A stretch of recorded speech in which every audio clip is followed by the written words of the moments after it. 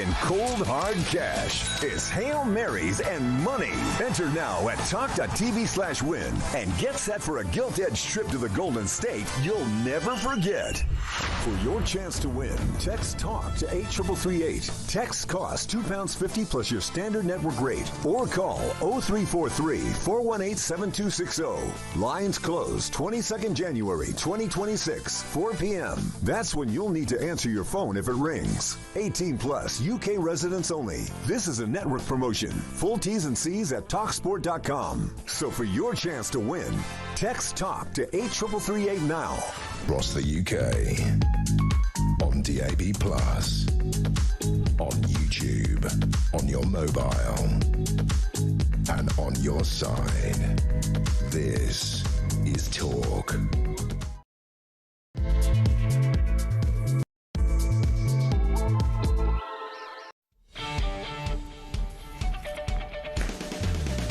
Very good morning to you. Just gone 6 o'clock. It is Tuesday the 13th of January. Like you really care. You are with, of course, the home of common sense. It's the home of Alarm Clock Britain. And if you are, just wake it up. You're already on the road. You're trying to get the kids out of bed. A very good morning to you. This is the place where you can come and have your say. We'll lay out the news. We'll get people on. We've got so much lined up for you today. We'll review the papers with the amazingly talented Charlie Rowley in just a tick. Talk. But before that, I have to tell you of the news. You must have seen it. We want your opinion straight away. Christian is here. He's got another jumper on, but he doesn't know that I know there's a slight hole in it just at the bottom. I've seen. But Christian will deal with your voice notes. 0344 419 1000 if you've something to say on the show today. Also 87222. Start your message with the word talk. The news dominated yesterday by Reform defector Nadeem Zahawi. The man who used to be the Chancellor of the Exchequer, the man who organised on a daily basis the vaccine rollout under Boris Johnson, a major name in politics, a man who set up YouGov, made money, came here as a migrant and has turned his life around. He has labelled this country sick. He joined Nigel yesterday Farage on stage and said that this country is a country where nothing works. And the only way to save Britain is for Nigel Farage to be the next Prime Minister who will walk into number 10. Is he right? Is Zahawi right? And for people who are Reform voters listening or people flirting with the idea of reform, are you sick to death of people coming from the Tory party, jumping ship to a ship that many think is sinking, others, like Charlie, really might not? But I would say that Zahawi is a very significant defection. I think he has gravitas. I think he's a self-made man. Love to know what you think of that this morning. 0344 419 1000. There's a story out today of, it's shocking, a Jewish MP.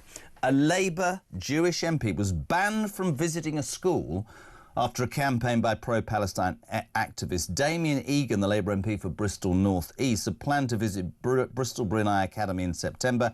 However, the visit was cancelled after the Bristol branch of the Palestinian Solidarity Campaign intervened.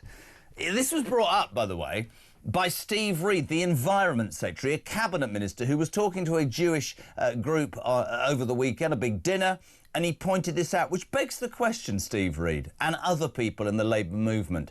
If you know this is happening even to your own candidates, if your party has suffered so rightly because of its anti-Semitic challenges, then why are you not stamping this out? Why are we allowing this to happen? I said it yesterday, anti-Semitism rife across the UK, and it's something that needs to be stamped out. I thought I'd get through the morning without talking about Keir Starmer, but how can you? Well, one of the main news stories in The Sun today is brilliant. Keir Starmer's government, guys, has unveiled its latest brainwave to stop the small boats. Whatever you're doing, stop and listen. This is genius. He's opened a TikTok account. You think I'm bloody joking, don't you? I'm not. The Home Office insists that this TikTok account is aimed at tackling online misinformation and dissuading migrants from risking the journey across the channel. Yeah, because honestly, when I go to England, get a house, a car, a phone, Pilates lessons, but you know what's going to put me off? A TikTok account. What a load of old...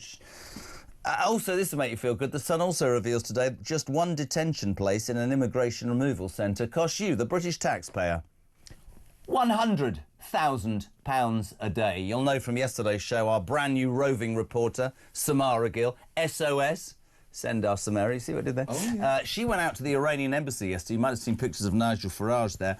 Many people protesting quite rightly and saying, free Iran, free Iran. It's time that those mad mullahs, OK, were dealt with a lesson. I'm going to play a clip, but Samara Gill, on day one of her new job, went down there and she met, straight up, 2 Iranian migrants, one of whom had been smuggled into Britain by a lorry, the other who'd arrived by small boat and is being pursued by the police, which led me to think, in the space of one afternoon, Samara Gill from the Jeremy Kyle Breakfast Show on Talk managed to find 2 migrants more than Keir Starmer has in 18 months. Have a little look at this. Did you come here on a boat? Yeah. You came here on a boat? Yeah, from France. From France, yes, Yeah. from Calais. Yeah. He's looking for him. All right. Police are looking for you. Yeah. Can I ask something on my way? Wait, so the police why are the police looking for you? And how did you come to Britain? Actually, by lorry. Right, by lorry. Yeah. I'm trying to concentrate on that, and Big Mark, who pushes the button, says, what about our breakfast club, which still hasn't started here on the show. So, Samara, loads of that coming up this morning. And also, just to let you know, if you are in a car or a van this morning heading to work, diesel pumps are going to disappear from our petrol stations in 4 years, and everything's going to be electric. So we're all buggered.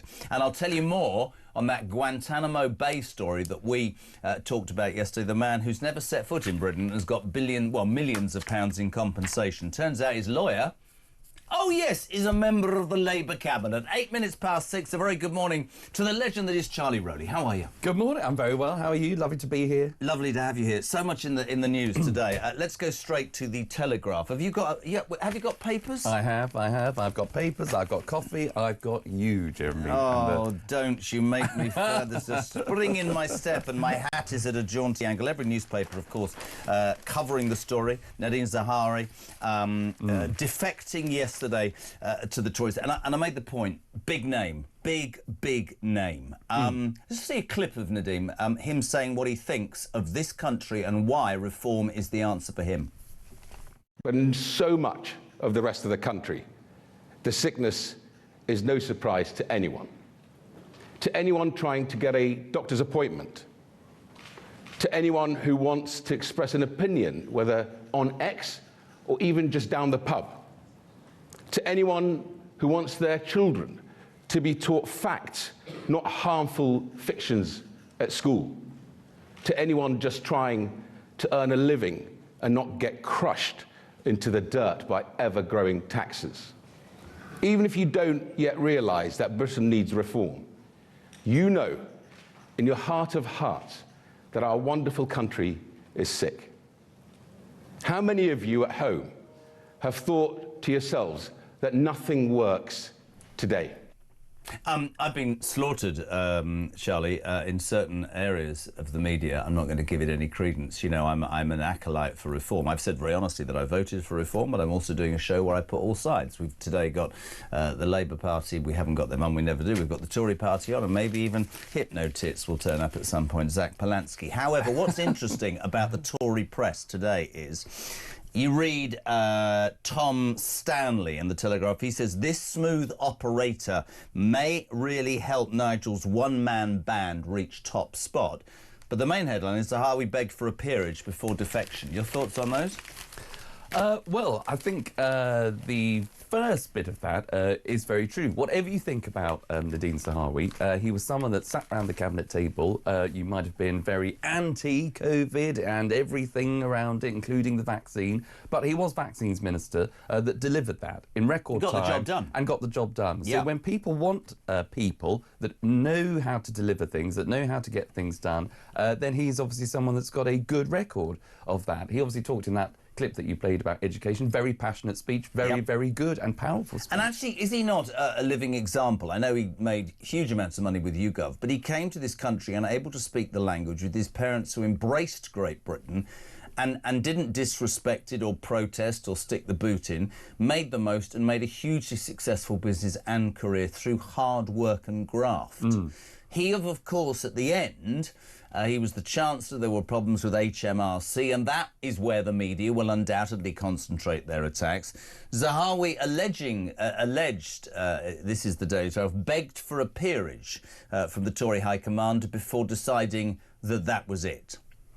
Yeah, I mean, and we don't know the real conversations. He'll say that I think his response is that he was actually approached to maybe go into the laws, to maybe even become chairman of the Tory party and reform CCHQ from within. But he obviously hasn't done that. I'm disappointed, actually, in that fallout of, it's obviously, if you're a Conservative, if you see someone... You're still a Conservative, are you?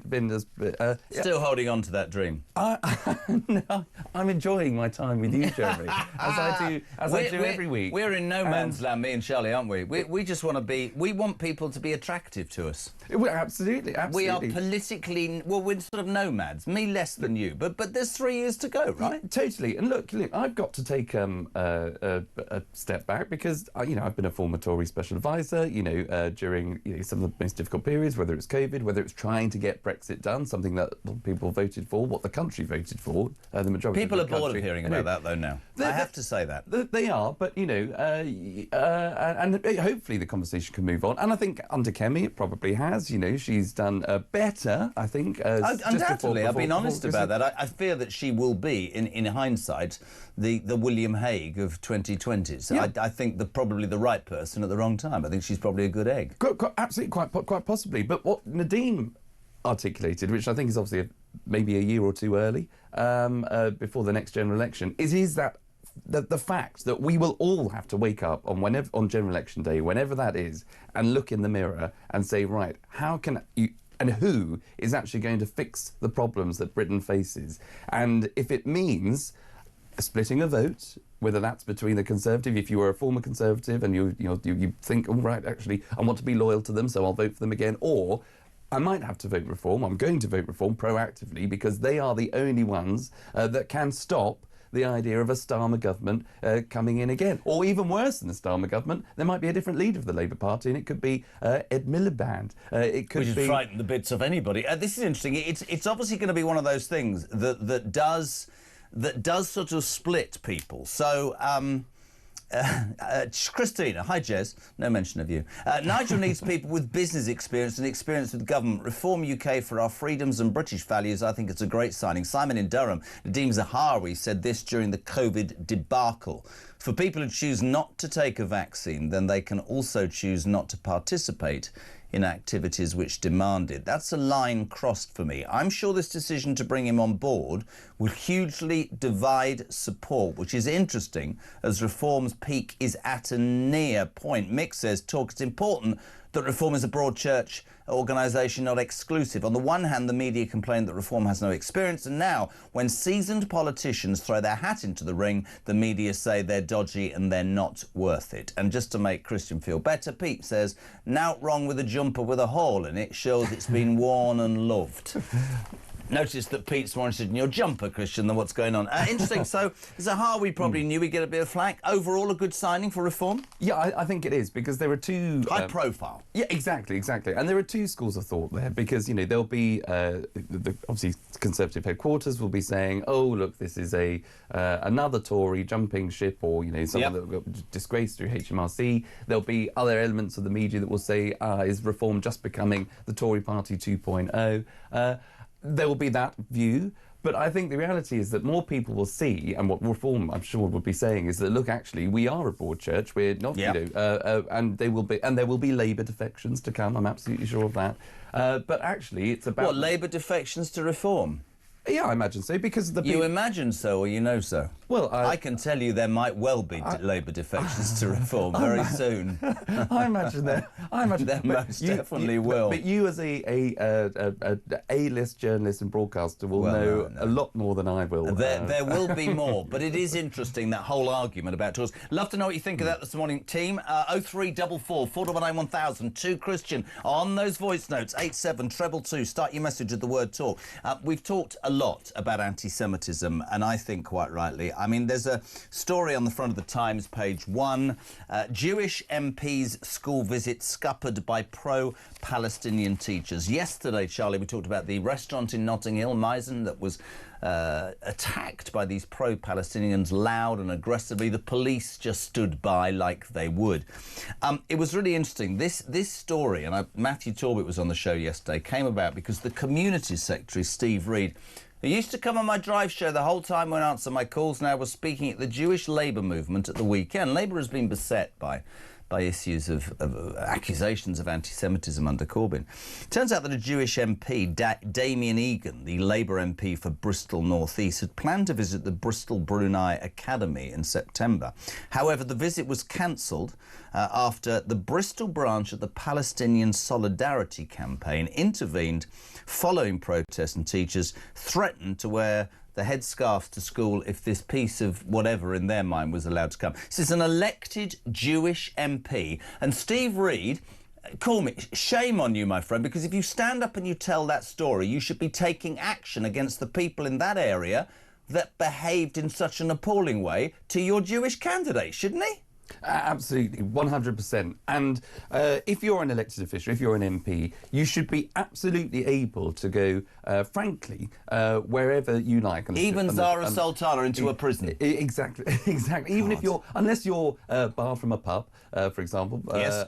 You know, that is entirely at the discretion of the business holder, I imagine. But when you're going to a school, it is effectively public property. You are, as a elected member of Parliament, someone that is making the laws of the land, not being able to talk to teachers, maybe to parents, teaching assistants, to understand how a school works or what's going on in that school, or what needs to change to actually do your job as an MP. The idea that you're banned because of a far left organisation, a pro-Palestinian protest, is a disgrace. And this comes on the back disgrace, of... my friend. And duplicitous two-tier policing as well. It's dreadful. Totally. And you know, having spent so long, and I think the Prime Minister needs to get involved here, because, you know... He's too busy running his TikTok campaign. Well, This would be, can I just say, you were a special advisor. I don't know what Christian and the gang through the glass think, but this would be a really good idea for somebody in Starmer's circle to have gone, this is right. We should crush this because that will dispel the belief that we are anti-Semitic. They don't have the intelligence, this government. No, and that's the problem, you know. But the Prime Minister, you know, when he was leader of the opposition, constantly told us, you know, he's changed the Labour Party. Yeah. They've moved on from the Corbyn years. But you don't have to look far to find those examples. You talked about that Notting Hill restaurant example, the banning of Israeli fans coming to see a match against Aston Villa. And he's still got a job, by the way, Craig Guildford, the West Midlands Chief Constable. That's a disgrace. It's unbelievable. Do you know that he was nominated by people from the local mosque for that job? Do you know the truth about Craig Guildford is a disgraceful thing, and that sums up for me. We were talking about it yesterday, how the police in this country, and I don't care if this upsets people. There's a bit of traction yesterday when I said this. I believe categorically that the police in this country are scared of certain areas and certain demographics, and that is imposing a different way that they would do their job, and that is fundamentally wrong. I said it yesterday. If you break the law, you suffer the consequences. I don't care the colour of your skin or your religion. Disgraceful, man. Well, totally. And look, I think it all harks back to, you know, when we saw those riots on the back of the Southport killings, and when I think in one particular part of the country the police were being very forceful and forward with people to say, look, if you think you're going to take to the streets, you know, we won't hesitate to sort of round you up and bang you up. Because you're all far-right thugs. Exactly. But if you went to Birmingham and you were maybe the, in inverted commas, counter-protest, but of a particular faith, a Muslim faith, and you turned up with, as they did, weapons, the police said, here's a little bag, you can put them all in, they're there, just, it's you know, disarm, and we'll say no more about man. it. That was West Midlands Police again. So why they're not in special measures already, I don't know. Well, I do know, because it's a Labour government that won't do anything about it. Completely good. Excellent points. So the first two stories this morning. What do you make of reform of Nadine Zahawi, the ex-vaccines minister, Chancellor, defecting yesterday, and that Jewish MP, a Labour MP, banned from going to a local school because, and I quote, the Bristol branch of the Palestinian Solidarity Campaign intervened and didn't like it. 6:20. Morning to Rachel. I'm a reform voter, but I've got to be honest with you, Jez. I like Nadeem. He's got proven ability. However, his previous stance on immigration is questionable. Also, is it not fair that he called Nigel Goebbels at some point? I think that's very true. We'll say good morning to Laura. Morning, Laura. Normally part of Alarm Clock Britain, currently having a holiday in Thailand, but listening to you as a loyal talk lady. I think that the concern about any old Tory becoming a member of Reform is valid. However, if you look at the likely voters or likely members of Reform, they're probably going to be ex-Conservatives. So I don't think we should kid ourselves that we're going to suddenly find politicians or voters who've never had any affiliation to any party before coming on board. I think that their policies haven't necessarily changed. I think the vehicle they think that can get them enacted has, and it's now reform. Anyway, have a great morning.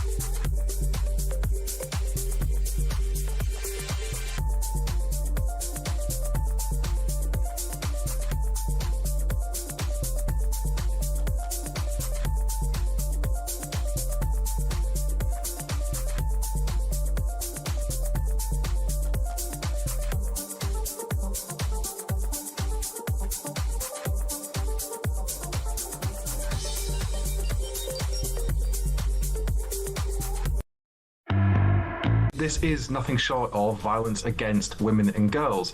We are seeing online children being undressed, the sexualization of images of children. It is illegal. I don't want to ban any social media platform, but they have to get their house in order or face the consequences. It was insulting when they decided to allow the premium feature to continue, i.e. if you pay for it, you can sexualise an image of a child. That is absolutely sick, it's vile, and it's frankly not in line with British values. Across the UK, on DAB+, on YouTube, on your mobile, and on your side. This is Talk. Morning, gang. 6:25. We're live across the UK. It's Talk Breakfast to Jeremy Kyle. Listen, whatever you want to talk about. I mean, it might be Nadeem Zahawi. Loads of people on. Morning, Jez. Charlie, you've got to mention Charlie Rose here. I think Nadeem Zahawi is a great addition for reform. He has a swathe of experience, which is needed, as you just need to look at the 400-plus MPs in Labour who have never had a job. Can I also say that Charlie reminds me of a young Kenneth Williams. Well, mates, yes. Daryl. Well, I'll take that. That's very kind, I think. Oh, Charlie. Morning, Pete. Good morning, Jezza. I think the Zahawi is a great idea. Just remember, a lot of them Tories, they know how to run businesses. So maybe some sort of percentage of ex-Tories in reform is going to be great. After all, something has to be done to counter Labour, Liberal Dems, Greens, and whatever other freak party there is out there with, people run by somebody called hypnotists and stuff like that. No, it's exactly the right thing to do. Only they must always remember that Nigel is going to be the Prime Minister. That's what people think. What do you think? 0344 499 1000. Your texts are raining in. Dave's in Coney says, morning, JK and the totally amazing Charlie. Here we go. It happens every morning.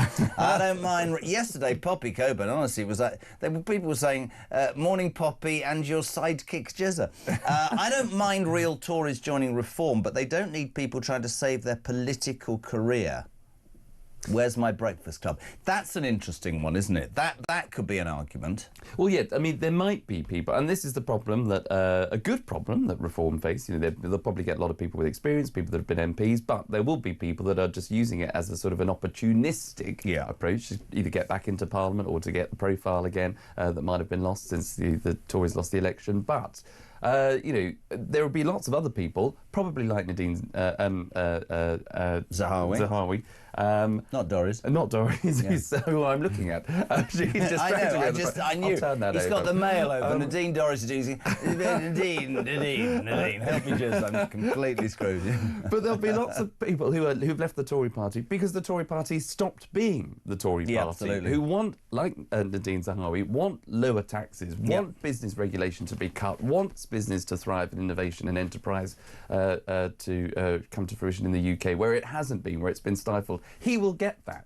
So there is obviously to my point earlier, looking in the mirror on General Election Day and saying, right, what is the actual remedy to fix and this you look country? at your kids. OK, quickly, Mark in Croydon. Morning, Jez. No mention of you. I think reform need experience and people who understand being part of a large government, but people will have issues as Zahawi, the COVID rollout and HMRC. We'll look beyond that, I hope. Sean in Gloucester. Good morning, JK.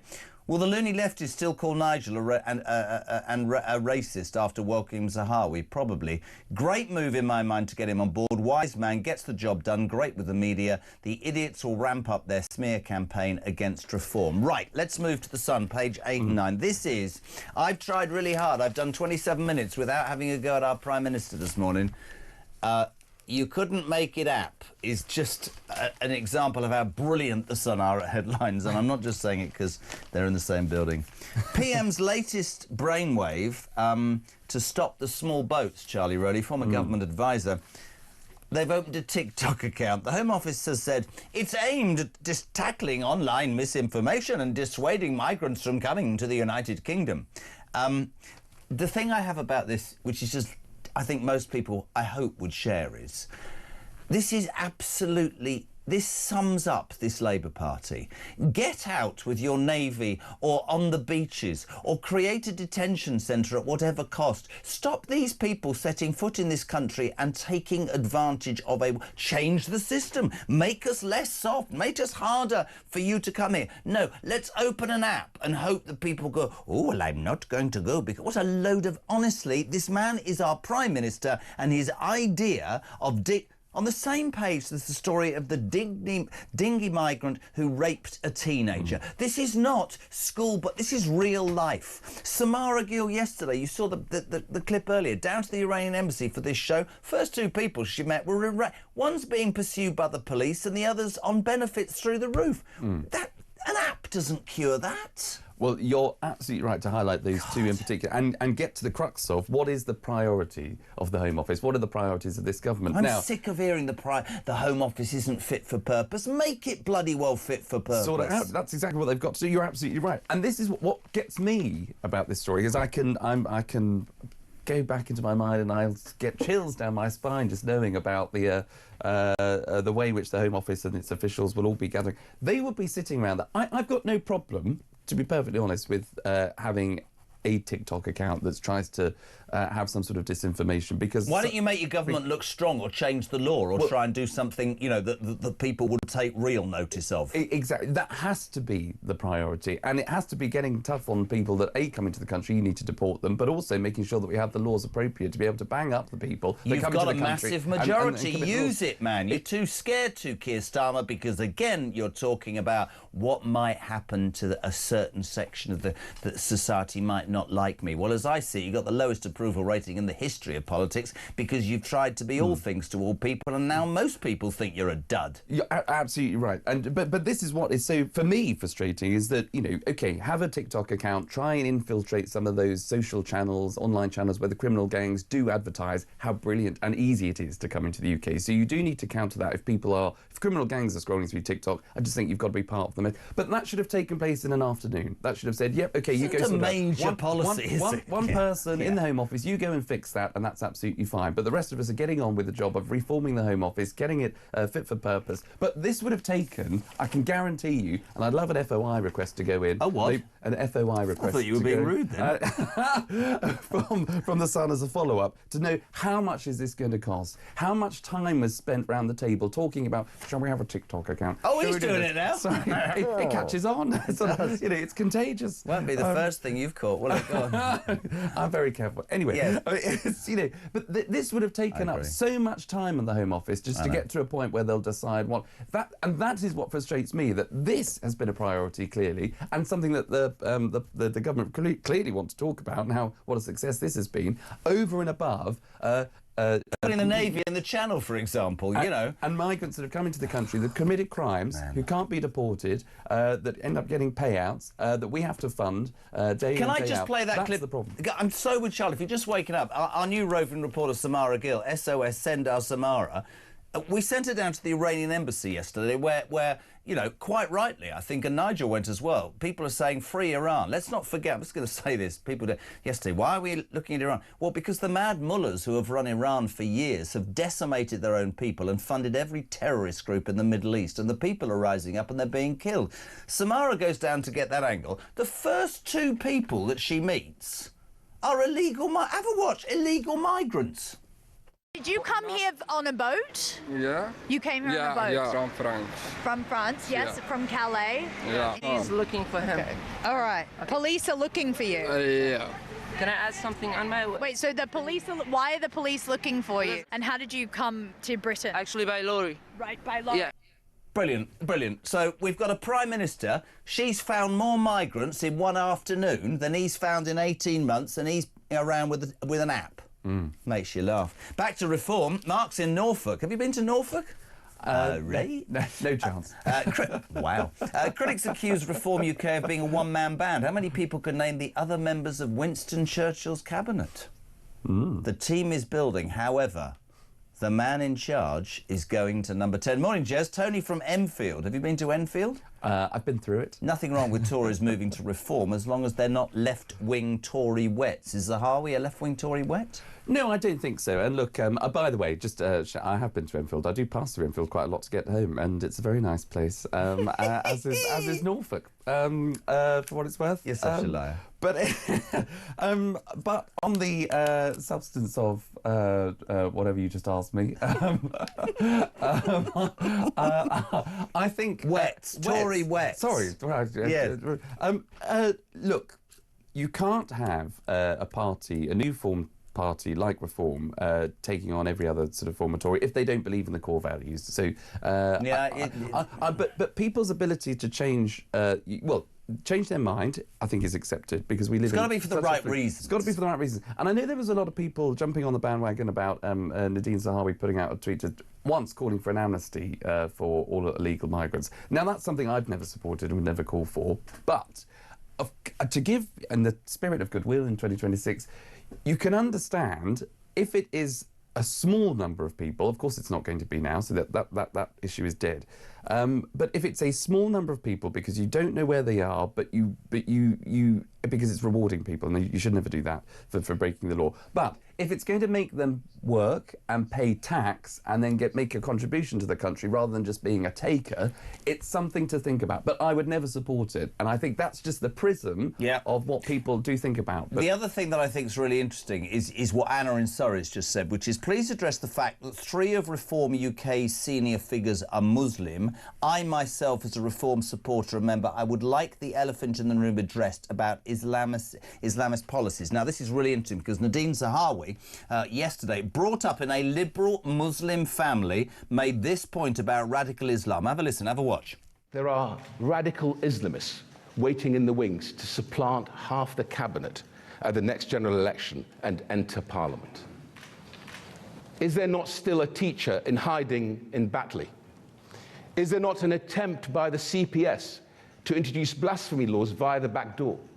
Just last week, did we not learn that a police force whose response to uncovering a plot by a group of Muslims in the West Midlands to organise into an armed militia and commit pogrom against Jewish football fans was to lie to the public and to blame the Jews? This is a sickness deep in the heart of our country that for 40 years we have let fester. We should have nipped political Islam in Britain in the bud.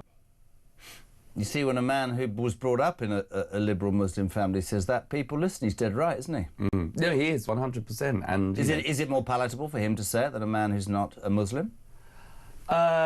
Quite possibly, and I know that shouldn't be the case, but I just think after the last 40 years, what Nadine was saying there, we've been, well, that's been the problem. That has been the problem. I've watched press call Layla Cunningham. I agree with you. The would-be mayor of London, please God for reform, they've called her anti-Islam. But she's a Muslim as well. So I'm, without giving too much away, I'm 35. And so for the last 20 years, plus, since the new Labour government growing up under Tony Blair, going into probably the soft sort of Tory phase, I have grown up in a world where there is that oppression of, well, if you dare to speak about immigration, you must be racist. Absolutely agree. And so it takes me a while to try and unpick, well, it has taken, but thank God for talk and having free speech, because you can unpick that and you can actually say what you actually think in the home of common sense. But for Nadine to be able to say it, for Layla Cunningham to be able to say it, for Zia Youssef to be able to say it, it is absolutely, in fact, it's absolutely fine. But then, of course, the press then say you've only recruited Zahawi and Layla Cunningham and Zia Youssef because they're Muslims, which is completely and utterly outrageous. Keep your thoughts coming on the news of today. 0344 499 1000. Text to 87222. You're waking up to the news that Nadine Zahawi, ex-chancellor, has defected to Reform. You're waking up to the story that a Jewish MP was banned, a Labour Jewish MP was banned from a local school in his constituency because the Palestine Solidarity campaign didn't fancy it. And you're also finding out that our Prime Minister has finally shown his hand. I'm going to sort out the problem with migrants. I've set up a TikTok account. We'll talk X on the way. James, good morning. Good morning, Jezza. Now, I'm very, very disappointed in Reform, in this ex-Tory joining them. That's the whole reason why I went for Reform, Jeremy. I don't want any Tories in there. I want something different. So I'm very, very disappointed. So I will be going for Advance UK. Ben Habib is a super guy, super guy. Anyway, Jezza, cheers, mate.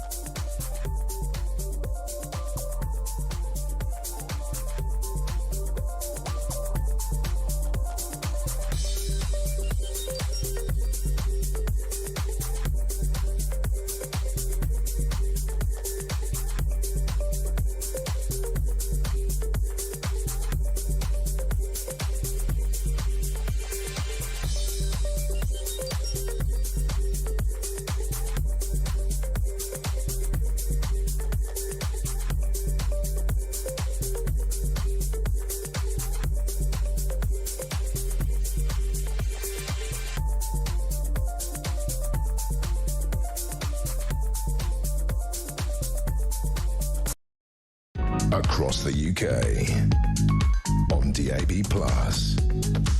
on YouTube, on your mobile, and on your side.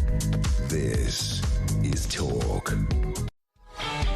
Welcome back. 21 minutes to 7 o'clock. We're live across the UK. A very good morning. It's the Jeremy Kyle Breakfast Show and Talk's home of free speech and common sense. Good morning, Charlie Rowe. Good morning, Jeremy. Thank you for having me. Yes. I want to talk about free speech. There's a huge story. Again, The Sun, page 6, other newspapers, X facing ban over AI pics. Labour says it is prepared to ban the social media platform X after it accused the platform of being used to create child sexual abuse, misogynistic deep fakes. Regulator Ofcom said it was carrying out an official investigation into X under the Online Safety Act. Elon Musk says the UK wants to suppress free speech. Let me just, this is me as a father, just not even as a broadcaster.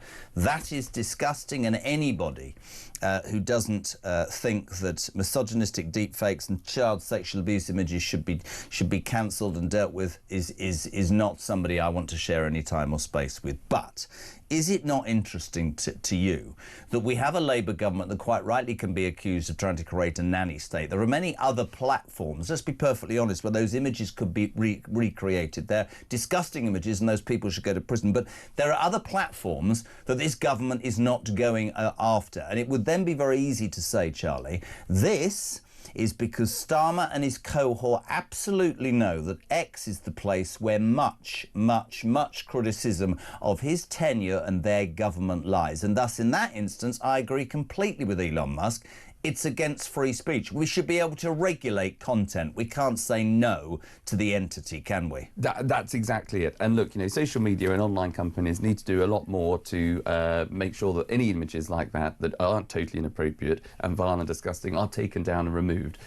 People that create them, you can go and find them. We should have the technology these days to go and find them. Yes. Bang them to rights, and if not just get them off the site, but get them behind bars if necessary, if the picture is bad enough. But you're absolutely right. You can't then just pick on one side in particular, and for all the rest of us, the overwhelming majority, because it will always still be the overwhelming majority of people that use that site, that use X, to vent their frustration, to have a conversation, to talk about the news, talk about current affairs, engage with other people in a wholly just get rid of the bad apples. Listen to the technology secretary. Really, is she? I thought she was the working... This is Liz Kendall yesterday on potentially banning X. This is the Labour minister in charge, for God's sake.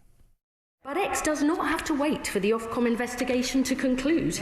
They can choose to act sooner to ensure this abhorrent and illegal material cannot be shared on their platform. If they do not, Ofcom will have the backing of this government to use the full powers which Parliament has given them. And I would remind X and all other platforms that this includes the power to issue fines of up to 10% of a company's worldwide qualifying revenue. And in the most serious cases, Ofcom can apply for a court order to stop UK users accessing the site. The other thing we have to keep making the point because, let's be honest. Look at Hugh Edwards. He should be in jail. I think anything to do with those sorts of photos is disgusting, and as you quite rightly say, these people should be brought to justice. But it's across so many different spheres, and it asks a whole big thing about social media. It needs to be policed better, but you get into really dangerous territory if you say, I don't like criticism, so I'm going to turn that down. She's another typical Labour person. Why don't they have the balls to stand up and do it themselves? Why are they laying that at the door of Ofcom? I remember some journalists writing that Nigel Farage, who doesn't agree with this, and I don't agree with it, somehow means that he supports Jimmy Savile. Who the hell wrote that shit? Sorry, you said the wrong. No, but seriously, there's a difference between misogynistic and sexualised pictures of kids and being able to have an opinion. Yes. So much about this government, in my humble opinion, is we'll do what we have to do out of convenience, not for the good of the British people. Yeah, you're absolutely right. And look, there's I'm a Kenneth Williams style, pretty old-fashioned, I suppose. If you don't like something on telly, you change the channel. If you don't like something on X, you don't go on it. The idea that you are, and the government is able to pick and choose, control what social media is allowed, what isn't, who's saying what, that is ridiculous. This is again a government, and I'm afraid it will be the same under the previous government and maybe the next governments, because they are so behind advances in technology. You've got to make sure that because they are. But the irony of what you've just said is the main story in the newspapers today in The Sun is that Keir Starmer's answer to dealing with our crisis of immigration is to use TikTok. You telling me there isn't stuff on TikTok that needs banning? And of course it is. Of course there is. It's hypocrisy. Chris, what do you make of this potential X ban, my friend? Morning, Jeremy. Morning, Charlie. Looking forward to a great show. I have one question for Starmer. Why is Starmer trying to ban X for these AI photographs and only X, when there are at least 3 or 4 other free platforms and dozens of apps that do exactly the same? But he's only going after X. Wouldn't possibly be because it's free speech and people say that what they think about Starmer and sing their favourite song, will it? Just a thought. I don't think it's the wrong thought. Sean says the left are clinging to any excuse to ban X purely because it highlights their complete BS and nonsense. And I think it's really dangerous territory, don't you? Totally. And you can just imagine, because of the way in which X has been able... Sorry, Ian in Cornwall. even by Starmer's standard, yesterday, the government's fastest U-turn in the history of British politics. Yesterday morning, we're going to ban X. Yesterday afternoon, we're opening a TikTok account, says Ian. I mean, that's absolutely it, isn't it? Well, yeah, totally. Yeah, you know that's spot on. But you're absolutely right. Look, you know, but there will be a certain group of people that are probably sitting around the table in number 10 or in the technology department, thinking, right, who can we go after? What do we need to do? What do we need as a form of, if you're on the Labour benches, a good news story? But that's not how to govern on a good news story. How to govern is to deal with the things that are affecting people. Listen to this. Michael in Islington, I am 1,000,000% with you. Chaz. Oh.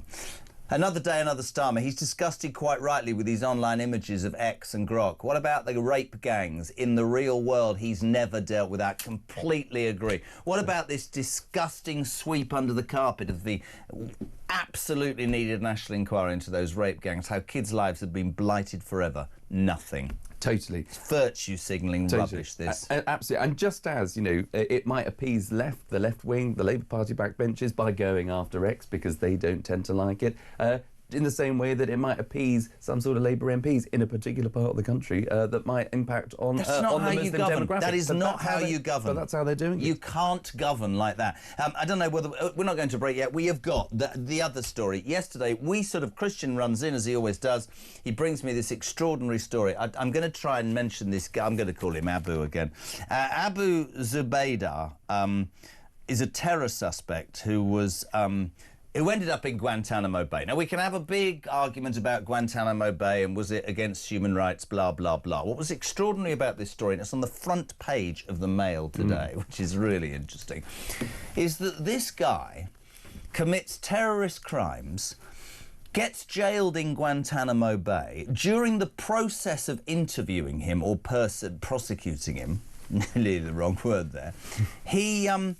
The CIA asked via email for MI5 and MI6 to help out, and they sent a couple of suggestions. He was subsequently jailed, and it turned out, I made this point yesterday, that the UK government had paid substantial compensation to Abu Zubaydah. Guess what we found out today?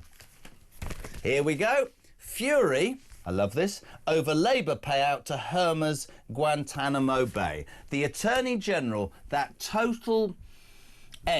Lord Hermer, who seems to think that migrants have more rights than people in this country, was the guy who represented this guy, despite the fact he ended up in Guantanamo Bay privately. That was him representing him. And he's the one, presumably, who's got Starmer's ear. And we've paid out millions to a bloke, Charlie Rowley, who's never set foot in my country. He's never been here. I mean, it's beggars belief, isn't it? That UK taxpayers, not this is the substance of the story, but UK taxpayers' money is going to this individual who was detained on terrorism offences around the 9/11 plot. Someone who, you know, whether they're here or not, just, you know, the UK government should not be getting involved in. But the Attorney General who represented this guy, he's a dodgy. I'm in for Hermer. Hermer's a dodgy bugger. He is. And as you say, has the Prime Minister's ear, and will be advising him on things like, you know, the Chagos Island, that sort of surrender, as I'd call it. Blocking things like, you know, reform of the ECHR, not actually getting tough on people that come into this country illegally because, you know, they're obviously all refugees. They're not economic migrants at all. You know, they all need help, they all need our support, but yet they go on to commit these awful crimes that we hear about. But he's the Attorney General that has the powers. Who represented this low-life terrorist privately and has now presumably overseen millions of pounds of payout. There's so much for you to get your teeth into today. 0344 499 1000 is my telephone number. Text to 87222. And Charlie Rowley, gear yourself up. Coming next, we're going to talk about two things, and they couldn't be more different. Diesel cars and autistic Barbie dolls. 10 to 7, back in 3.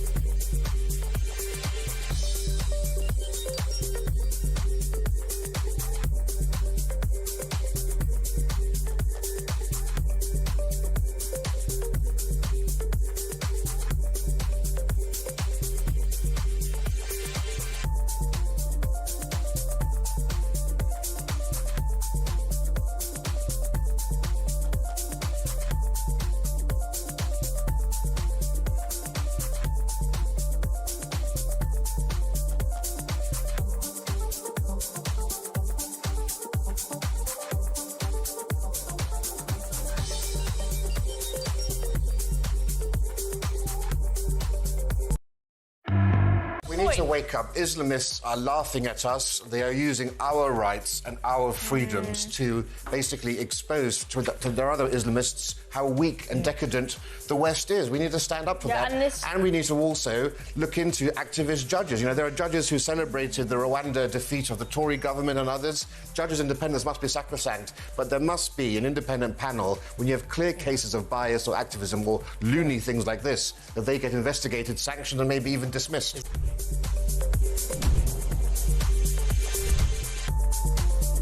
Across the UK, on DAB+, on YouTube, on your mobile, and on your side. This is Talk. Welcome back. We're lining up well on breakfast today. The amazing Charlie Rowley for the next 10 minutes. Deputy Leader of Reform, Richard Tice here. The Chairman of Reform, David Bull, as well. More from Samara down at the the Iranian embassy. Let's say goodbye. Actually, let's do this. Morning, Jim. Good morning, Jeremy, and to the handsome Charlie Rowley. You're handsome too, Jeremy. I think it's worth mentioning that the Reform Party, like the Conservative Party before, need to be very careful about lefties or others infiltrating their party. This happened with the Conservatives quite clearly, and they've got to be careful because these people have got an agenda, as we all know, and that can cause trouble for them. I'd like to also just point out that Charlie Rowley was my ex-flatmate who I rented a room to. Well, Jim can call again. I wonder why he's your ex-flatmate. There you go. Right. Do I remember Jim? Yes, I don't want to know. Front page. I don't want to know. Why have you got your marker pen out? You're marking him out of 10. Front page of The Sun on the paper review, not the Charlie Rowley lifetime story. Fuel pumps to start vanishing within 4 years. Bin diesel. Great. I mean, how good's that headline? This is the story that if you're in a car or a van this morning, my friends, diesel pumps could disappear from petrol stations in just 4 years, as forecourts are set to ditch fuel to make space for electric vehicle charges. Many of the UK's 8,500 forecourts predicted to scrap the fuel entirely by 2035. We're all going to have an electric car. Well, I think that's absurd. I couldn't agree more. I went through the stage when they wanted to be unleaded, then they wanted to be diesel, now they want to be electric. And now, there's still only 1% of carbon emissions in the world. The madness. Yeah, exactly. And you have to now pay a tax on your electric car. The whole point of pence per mile. You're really put out by that man. Oh, by Jim, I know, it's thrown me. But that was years. I think I'd lived with Jim and Andy. Of course you did. Sounds like something in a rainbow. Jim and Andy. Jim and Andy. That was 10 years ago, but good to see you still doing well. You think diesel cars... This is madness. This is net zero madness. But if you want to know about total madness, my friends, as we approach the 7 o'clock hour on Talk Breakfast, this is an extraordinary story, and one that Richard Tice, who will be listening and preparing, I want a response from you, Tice. Barbie... has been made autistic as part of a campaign to boost doll diversity. Doll manufacturer Mattel has created the first Barbie with autism, a disorder with a spectrum of behaviours seen by some charities as an invisible disability. Now, I agree with that. And I agree there are many people with illnesses like autism and ADHD and all those sorts of things that needs highlighting. But my point this morning to Christian was, how in the name of sweet Jesus do you make a Barbie doll autistic? Well, we found out the new toy has eyes that gaze slightly off-centre and bendy wrists, I can't do this, for hand flapping, intending to represent an autistic reluctance to make eye contact. That is absolutely outrageous. That is not what autistic... One of my children has slight autism. That is an insult, by the way. Flappy wrists and a slightly off-centre gaze. Sounds like Andre Walker, doesn't it? It's the way he looks on a normal basis. I mean, it's extraordinary. And this is a doll. What is going on? And no, boys will have to play with them because that's politically correct. I've hit a low point at 7 o'clock in the morning. Well, you wonder... You've got far more experience of dolls than me, Charlie Rowley. Yes. Something I told you in confidence. Yes. I do... you're absolutely right. Look, you know, there will be people with autism who I think will actually probably push back on this and say, be what on offended, earth? and they should be. I think you're right. You know, people with autism, you know, come in all walks of life. You can't call it an invisible disease, which it is.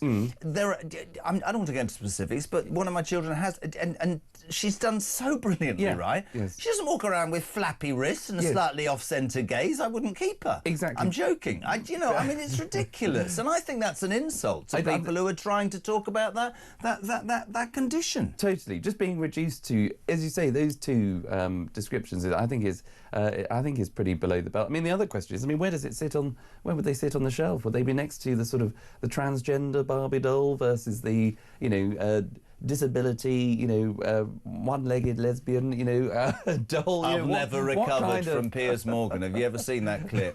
Do go and find it on YouTube. I know he's my mate, but there was when this whole thing about identity politics, because I was saying in the office yesterday, I tried to put somebody's new number into my iPhone. It says, what are their pronouns? Sod off. I remember this woman going, oh, you can be what you are, and Piers went, well, I'm a black one-legged lesbian. And the woman's face, right, literally, that was the end of the earth. But Barbie dolls, peeps. Autistic Barbie dolls whose gaze is slightly off-centre and they have bendy wrists for hand flapping, intended to represent an autistic reluctance to make eye contact. If autism is about a reluctance to make eye contact, look no further than the Prime Minister. Charlie Rowley, thank you so much indeed. You're off to ring Jim now and say, whatever happened? Oh, I'm going to catch up. Yes, yes. A decade ago. He's a weekly feature. We love him very much, Charlie. Thank you so much indeed. Thank you. If you are tuning in right now, you're waking up to the news that Nadine Zahawi has defected, highest profile defection to the Reform Party, ex-Chancellor of the Exchequer, the man that organised the vaccine rollout.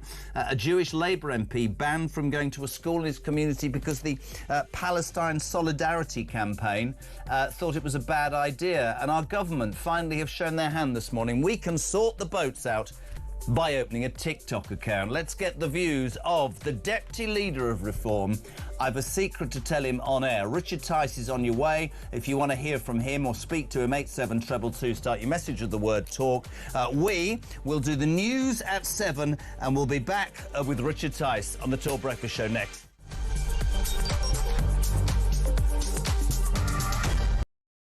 It's one of the biggest sporting spectacles on planet Earth, Super Bowl 60, and you could be there. Enter now at talk.tv/win for the chance to score a fantastic 4-day trip for two to the City by the Bay, San Francisco, including tickets to Super Bowl 60 and $2.5 grand in cold hard cash. It's Hail Marys and money. Enter now at talk.tv/win and get set for a gilt-edged trip to the Golden State you'll never forget.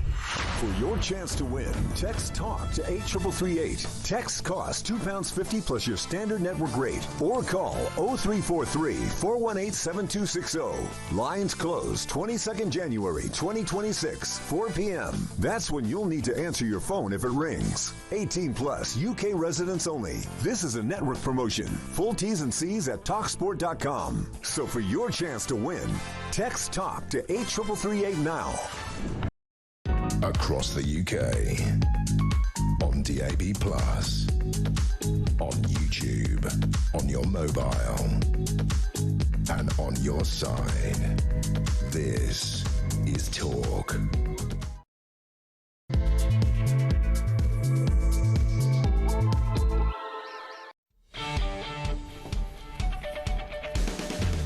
Hey, very good morning to you. Just gone 7 o'clock. We're live across the UK. It's the Talk Breakfast Show. My name's Jeremy Kyle, and we are here until 10 on the home of Alarm Clock Britain. Working Brits, common sense, your show as ever. 0344 499 1000, our number. Text to 87222. You're waking up to an array of stories. The number one story, Reform defector Nadine Zahawi has been accused by the Tories of only defecting to Nigel Farage's party because they wouldn't give him in any way some sort of peerage. We'll get the truth from the Deputy Leader of Reform in just a tick. Richard Tice will talk. Well, we'll try and address Labour about how one of their own MPs, Damien Egan, Labour MP for Bristol North East, had planned a visit to a school in his constituency back in September and he was banned from doing so by the Palestine Solidarity Campaign, who threw their headscarves out of the window in a tantrum. Nobody from Labour, Steve Reed mentions it, but nobody has done anything at all. We'll talk about how this appalling government's finally shown its true colours today. I mean, this is just about it. Yesterday afternoon, they want to ban X. We'll talk about that. This morning, their idea of dealing with the small boats crisis is to open a TikTok account. Plus, of course, exclusive coverage. We announced yesterday our new roving reporter, Samara Gill, SOS. Send our Samara. She popped down to the Iranian embassy, and I just want to. I'm going to play a little clip. We're going to speak to her later on. The first two people that she met calling for freedom for Iran were illegal migrants, which meant that in 20 minutes on a wet Monday afternoon, Samara Gill found more illegal migrants than Keir Starmer has in 18 months. Play the clip, Big M. Did you come here on a boat? Yeah. You came here on a boat? Yeah, from France. From France, yes, Yeah. from Calais? Yeah. He's looking for him. Okay. All right. Police are looking for you. Yeah. Can I add something on my way? Wait, so the police are, why are the police looking for you? And how did you come to Britain? Actually, by lorry. Right, by lorry. Yeah. I literally can't say any more. Richard Tice, a very good morning. Wow. I mean, I wasn't aware of that. It makes it morning, not a good morning. I mean, well done, Samara Gill, your reporter. But that sort of just shows the quantity of illegality and criminality just meandering along our streets. I mean, there was a restaurant in Notting Hill. You'd be aware about this, my friend, on Friday. Meisner is in Notting Hill. Family-run restaurant, over 20 years. The pro-Palestine mob arrived. They were screaming obscenities. The police stand and do nothing. On camera, Samara and I get an illegal Iranian migrant who the police are sorting. It's walking free. Where are the police in our streets, Rich? Nowhere. Well, it's just truly shocking, and actually, that incident outside the Jewish restaurant in Notting Hill was truly appalling. Absolute intimidation. It's against the law. What was going on there? That wasn't just a lawful protest. That was vile, hate-filled anti-Semitism. It's against the law, and it should have been stopped. But no, the cowardly leadership of the Metropolitan Police under Sadiq Khan, the London Police Commissioner, just won't do it. It's a bit like the Chief Constable of West Midlands Police, who cowardly kowtowed to the Islamist thugs in Birmingham, who said that they were going to basically target and do in not only the Jewish fans, but also it now transpires, they were going to seek out and intimidate the players themselves from the Maccabi team. I mean, truly unbelievable. There is an abdication of responsibility by the leadership of our two biggest police forces in this country. I find it astonishing, and one of the reasons I know that your party has gained such traction is, you know, when I was growing up, Rich, and I'm older than you, the police, you were sort of scared that they'd grab you and take you back to your mum or so. The police stand by, and this is, people say to me, you're just trolling right-wing stuff. No, I'm not. If you show a united flag, our flag, you get told to move on because you might upset these people, and yet pro-Palestine can stand outside of a restaurant and be that outrageous. And the guy in the West Midlands, how Craig Guilford is still in a job is frankly beyond us. Loads to talk about. You're a busy man. Yesterday, massive announcement at 11 o'clock in the morning. Nadine Zahawi, ex-Chancellor of the Exchequer, the vaccine rollout minister, defecting to reform. Personally, to you as a mate, right? The most high profile. I understand the people that are saying, is it going to become Reform a home for disillusioned, people who want to jump on the bandwagon? I think Nadeem Zahawi is a game changer. I think he has the experience to not only building a business, but also actually of working in the highest levels of government and creates, I think, the right story. But are people split? What's the reaction been like, pal? Well, I mean, I've had a fantastic reaction, and it's shown, I've had messages from other people who say that is a game changer that has made me think, made them think.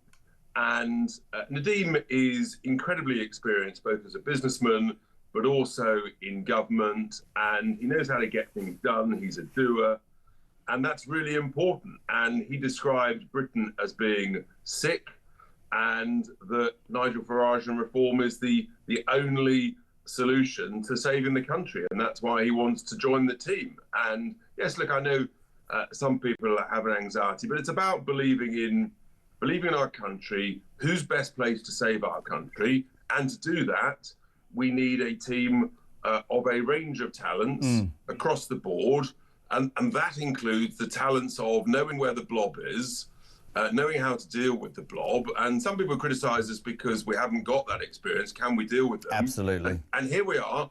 We're bringing in people like Danny Kruger, Nadeem Sahawi, who got that experience, and then people criticise us for that. But we understand why. Of course. You sort of can't win. The only thing that Nadeem was promised was two things. He'd get a whole load of abuse, because anybody in reform gets abused. That's sort of part of the territory. And that he'd be required to work very hard. Well, he's a hard worker, and he'll be a great member of the team. I know, look, some people are upset, but either you want to save the country and reform the country and get it back on track, or you want to stand on the sidelines and just sort of shout and scream. No, I don't disagree. Just a couple of things to put to you. Let's start with Paul in Spain. He says, Jez, all these negative comments on Zahawi, consider this. What if under a previous government, in this case the Tories, the politician's ambitions weren't aligned with his party leader? Let's suppose a party comes along that has policies and ideals much more aligned. Just wanted to say that much more aligned to the politician's ambitions. Has nobody on here changed jobs to better match their aspirations and what they believe in? I think that's right. The big thing about the press today is Tories have come out this morning and say, oh, he begged for a peerage and we told him to do one because, HMRC and all that. He'll have known he was going to get this flack. But in a way, that's quite brave, isn't it? That means that he believes in it, doesn't it? I don't know. Maybe I'm missing the point. That's the whole point. That's why I say he knew he'd get a load of abuse, and sure enough, the rather sort of terrified, distraught Tories are, they're losing donors, they're losing senior figures, and look, it's desperate people do desperate things. Let's leave it like that. Absolutely. Can I just We've got to focus on the hope and the positives and the optimism. And look at the polls. We're actually increasing our gap now. 2 polls out in the last couple of days. 14 points ahead. We're pushing on. And some of us, I don't want to make any particular point, didn't have the weekend off. We're working all weekend, but you just crack on and relax, Richard Tice. It's fine. I was in my constituency doing my constituency work, Jeremy. I was in your headquarters doing work as well. Listen, just here's the quick thing that I wanted to talk to you about. This Jewish story. I mean, you know what I feel about anti-Semitism. I have no understanding in this country how anti-Semitism can be so rife, and yet we go on about Islamophobia and all these sorts of things. Racism isn't about the colour of your skin. Anti-Semitism is rife. It's disgusting. This Jewish Labour MP, Richard, Damien Egan, Labour MP for Bristol North East, had planned to visit Bristol Brunei Academy in September. However, the Palestinian Solidarity Campaign meant that it was banned. Now, the interesting thing is Steve Reed, the Environment Secretary, made a big thing about this when he was addressing the Jewish Labour movement on Saturday. But the party takes no action. Would this not have been a perfect moment for the Labour Party to stamp down on this and prove that they are actually pro-Jewish and not anti-Semitic?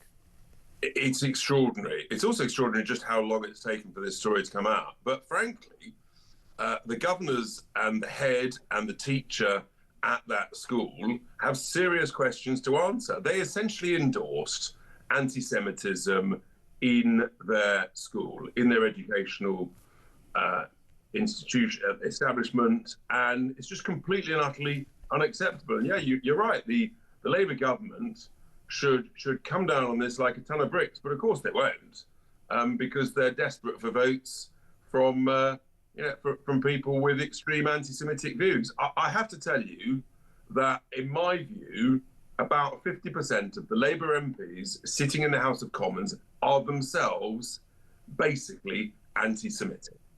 That's absolutely outrageous. I know you haven't got much time. I want to throw a few things at you.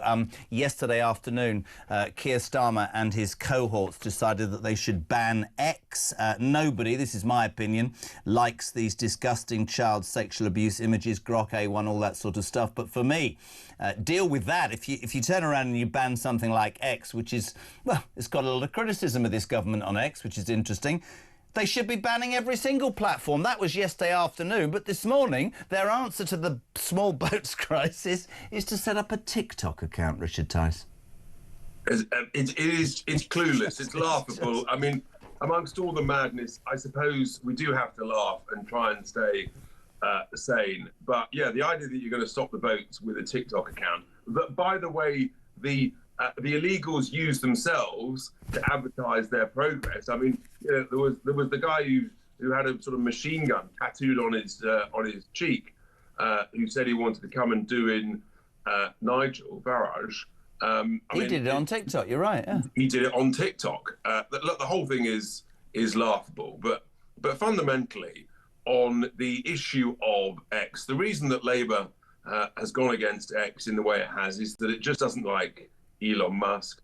The vast majority of Labour MPs don't like Donald Trump and the US, and that's their way of dealing with it. There's ways that you can sensibly legislate. You can sit down with the bosses at X and say, look, this is unacceptable. It's got to be dealt with. And you can have a rational, sensible, rapid conversation, and they can sort it. I've got two more quick things. Front page of the Mail, fury over Labour payout to Herma's Guantanamo Bay client. We were talking about this yesterday. Zabu, I'm not even going there. He's never been in this country. He's in Guantanamo Bay. He's a terrorist. He was behind 9/11. Herma, it turns out, the Attorney General represented him. We find out our government has paid this man millions of pounds in compensation. And Richard Tice, he's never set foot in my bloody country. How does that make sense? It doesn't make sense. What I can tell you is that under a common sense reform government, that would not have happened. Yeah. And that's why you have to fundamentally, completely reshape the Home Office and create an immigration department of people who believe in the cause of British national interest, keeping British citizens secure and safe. And when you believe in sovereign borders, actually, you've got to believe in the sanctity of British and what makes Britain great. And what's clearly going on at the moment is that these people, they're just quite happy to send our money willy-nilly, whether it's to the right people, Guantanamo Bay, or a bunch of Mauritians, friends of the Chinese communist regime, with regard to the Chagos Islands. Couldn't agree more. Final question, Lee, a busy man. Love your reaction. Rising business rates, this just in, are set to pile further pressure on the UK's hospitality sector, Richard, with industry leaders warning of widespread closures unless urgent action is taken ahead of changes in April. What's Reform's response to that? This is just another car crash from the government. They've known this. They've had loads of representations made to them. We've been saying for years that the whole issue of business rates for the high street, including hospitality and leisure, needs reform.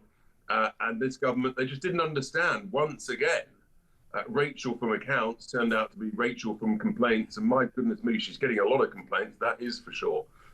They've just got no idea about the impact on small businesses, on pubs, on restaurants, of these vast increases in rates. They try to say rates were coming down, actually they're going up. In the same way, they say they're cutting borrowing. No, they're not. We're going to borrow, give or take, £150 billion more this year. But that's just to pay interest, pal, isn't it? That doesn't pay off any of the debt. That's just to pay interest on the debts that we can't afford to sustain. You can't borrow to pay down debt.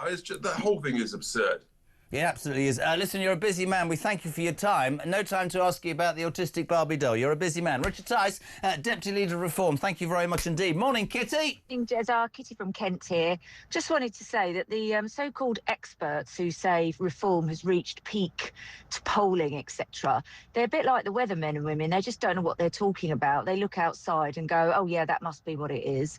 We don't know that they've reached peak. I very much doubt they've reached peak. They may go up and down and fluctuate, but they're definitely putting something out there. And I think that is because when you hear Zia or Nigel or Lee or anyone speak, they sound like they're talking from the heart, and no other politicians do that.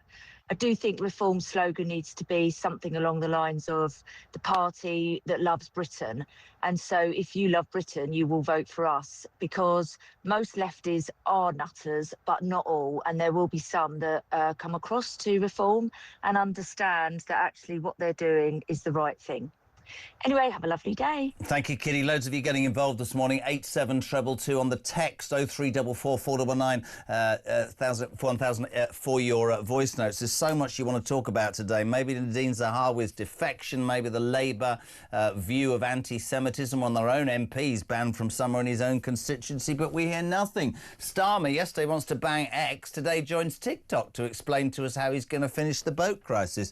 I rather take the side of Richard, who says, so Samara Gill, your new roving reporter, went outside the Iranian embassy yesterday with a camera crew and within 2 minutes found 2 illegal migrants, which is more than Keir Starmer has found in 18 months. Absolutely. Samara here, head of 8 o'clock with that report. We're back in 3.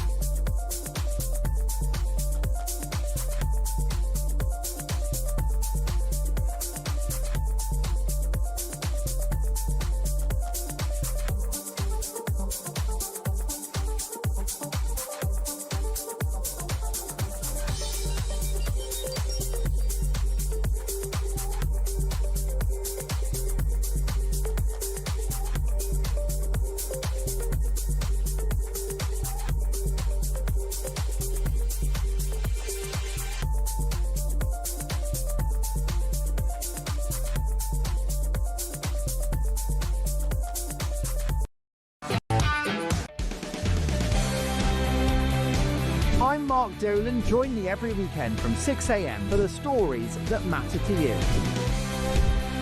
We talk politics, we talk news, we talk entertainment, we talk about everything that affects your life.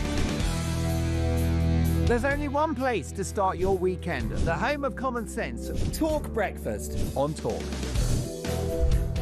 6 a.m. to 10 a.m. every Friday, Saturday and Sunday here on the home of common sense.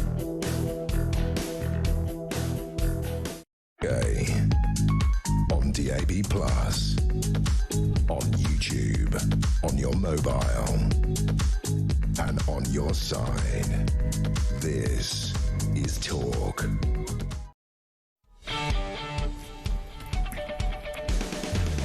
Welcome back, 7:22. It's a Tuesday morning. We're live across the UK. Wherever you are in the United Kingdom, whatever your views of the news, doesn't that rhyme? Get in touch. You can send us a voice note, 0344 499 1000, text to 87222. Good morning to Gary, who says, Jez, we all know this X witch hunt is all about Elon Musk. X is a sounding board for free speech, and Starmer does not like free speech. This is the story that Labour saying that it is prepared to ban the social media platform X after it accused the platform of being used to create child sexual abuse images and misogynistic deep fakes, regular fakes even. Ofcom said it was carrying out an official investigation under the Online Safety Act. Elon Musk says the UK wants to suppress free speech. I just want to make this point. This is my point, my opinion. Nobody wants that vile stuff anywhere, and it should be policed 1,000,000%.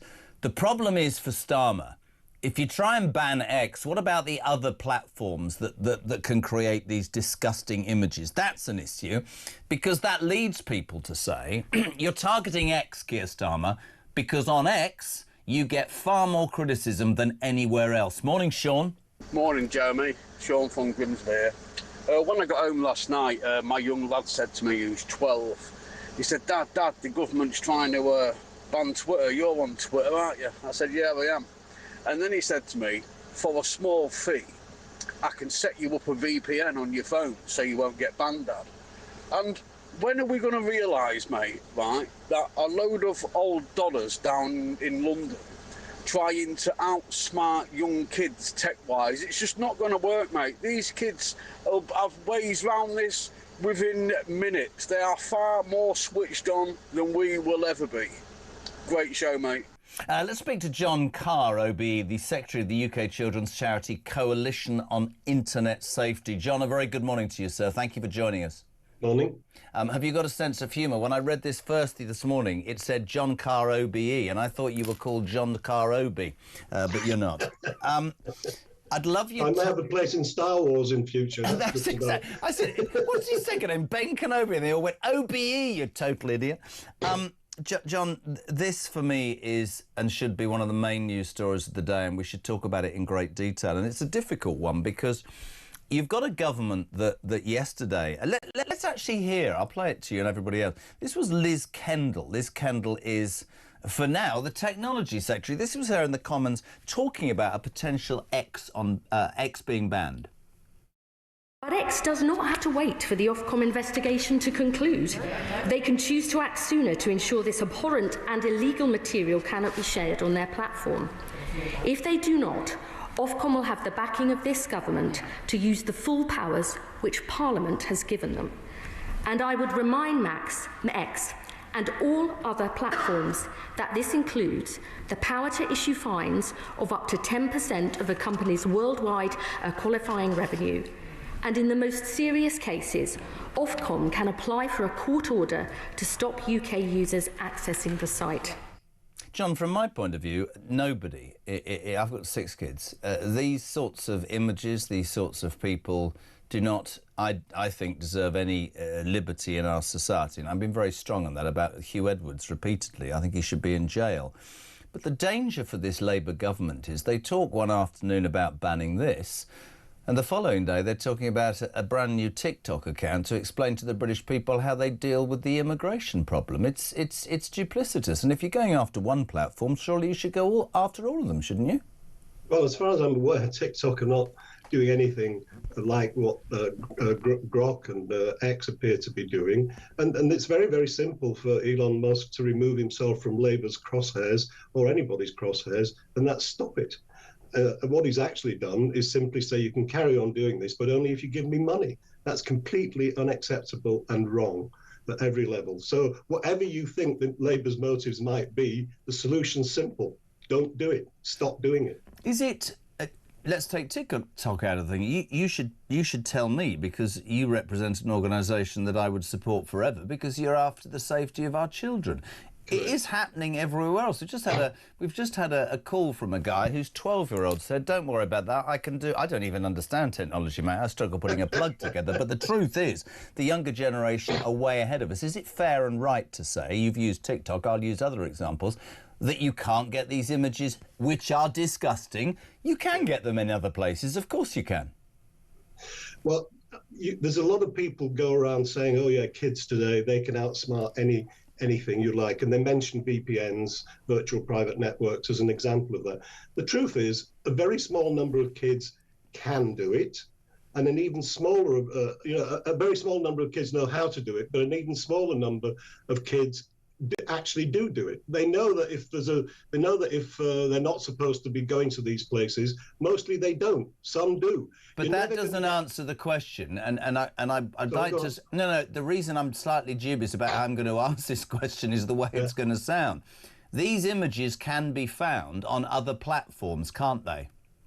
they can, but that's no reason to let them carry on. No. So why are they not being? One. Why are they not being correctly policed at the same time? That's my question. I'm not in any way disregarding how heinous they are and how I don't want them. But if they're on other platforms, you open yourself up, if you're the Labour government, for this is just against X. That's my point in it all, John. I see what you mean, and if that were the case, then I would be complaining as loudly as you are. Ofcom is the enforcement body here, not the government.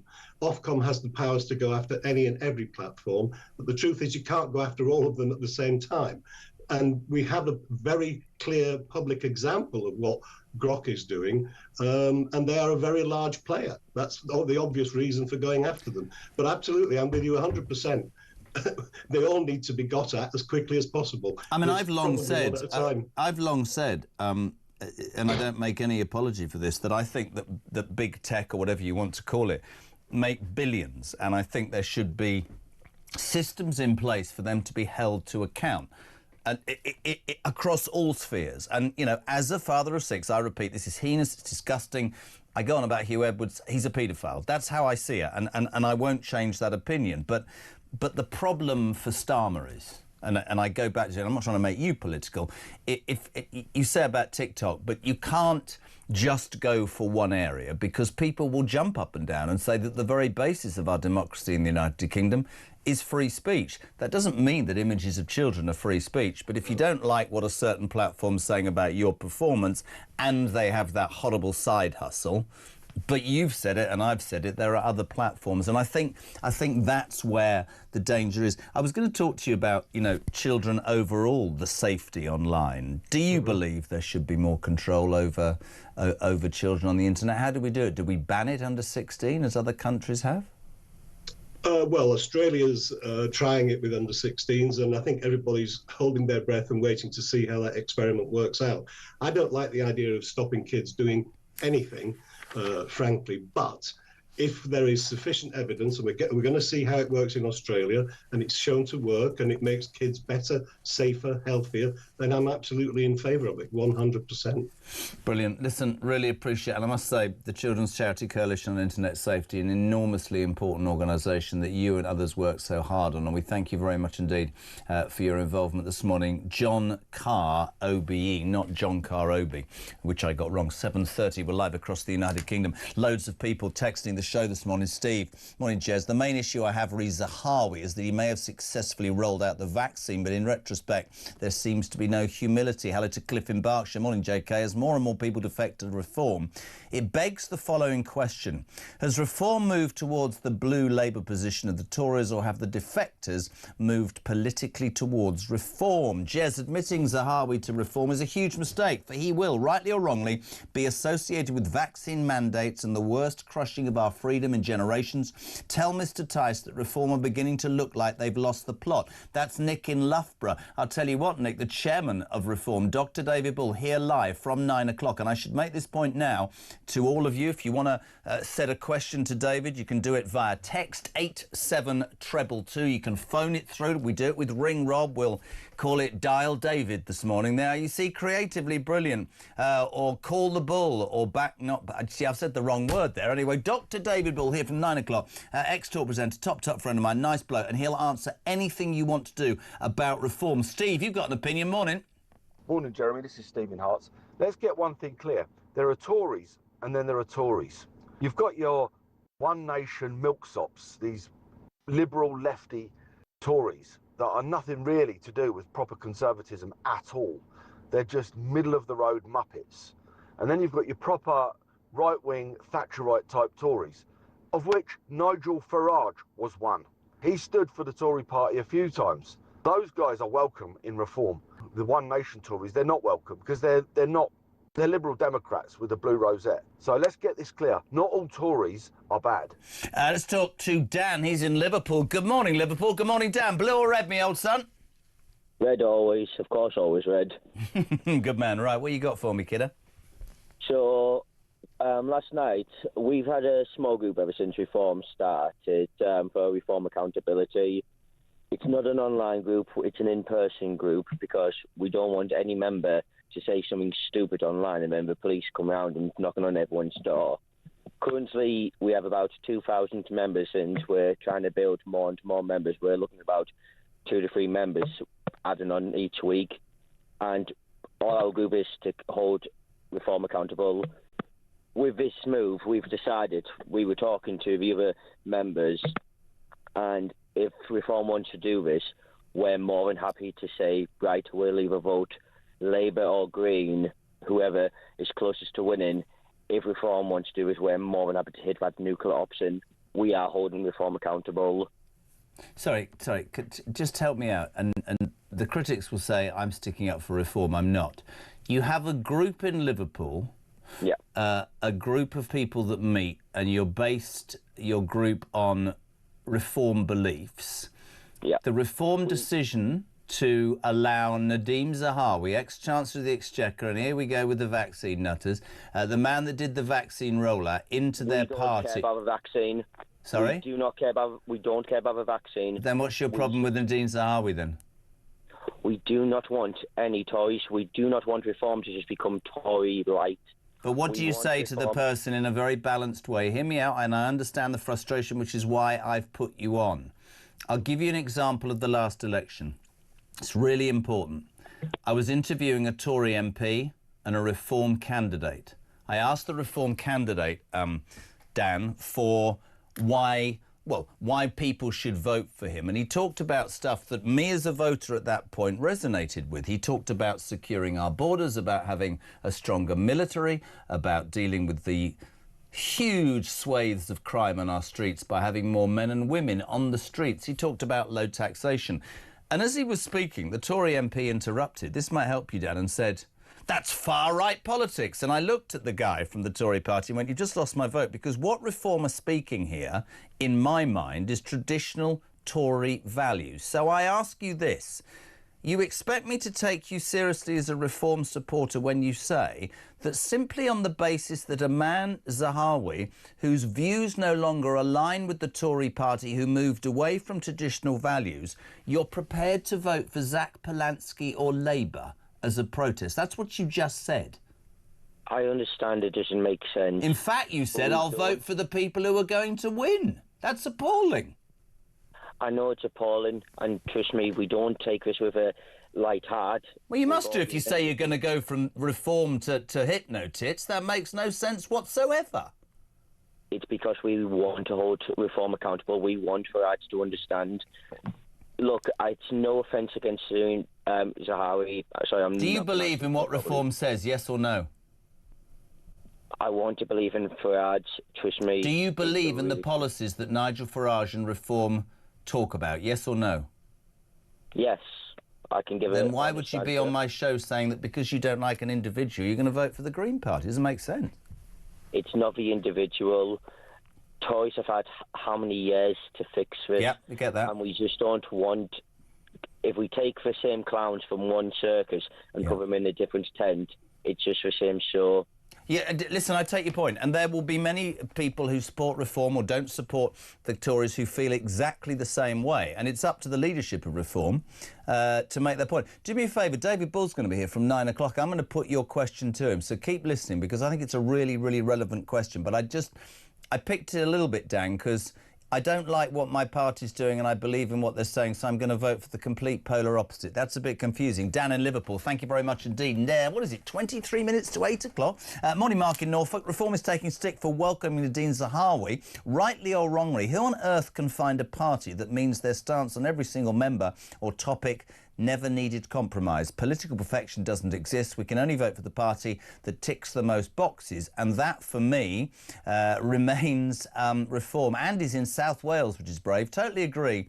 There needs to be restrictions on these deep fake AI apps, Jez, but you can't just go and pick up one platform. Starmer is cancelling elections, removing juries, arresting people for free speech, and now wants the UK to join this lovely list of countries that have banned X. Those countries, for your information, are China, Iran, Russia, Turkestan, North Korea, Myanmar, Pakistan, Venezuela and Brazil. Need I say any more? Good morning.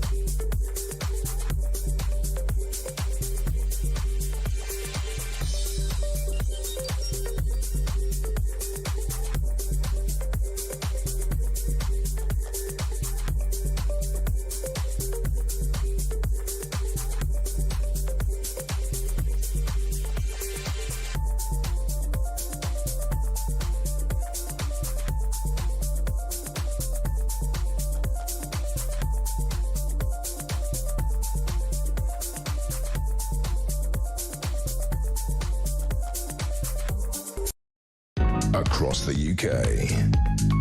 On DAB+,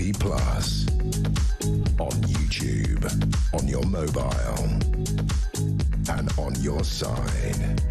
This is Talk.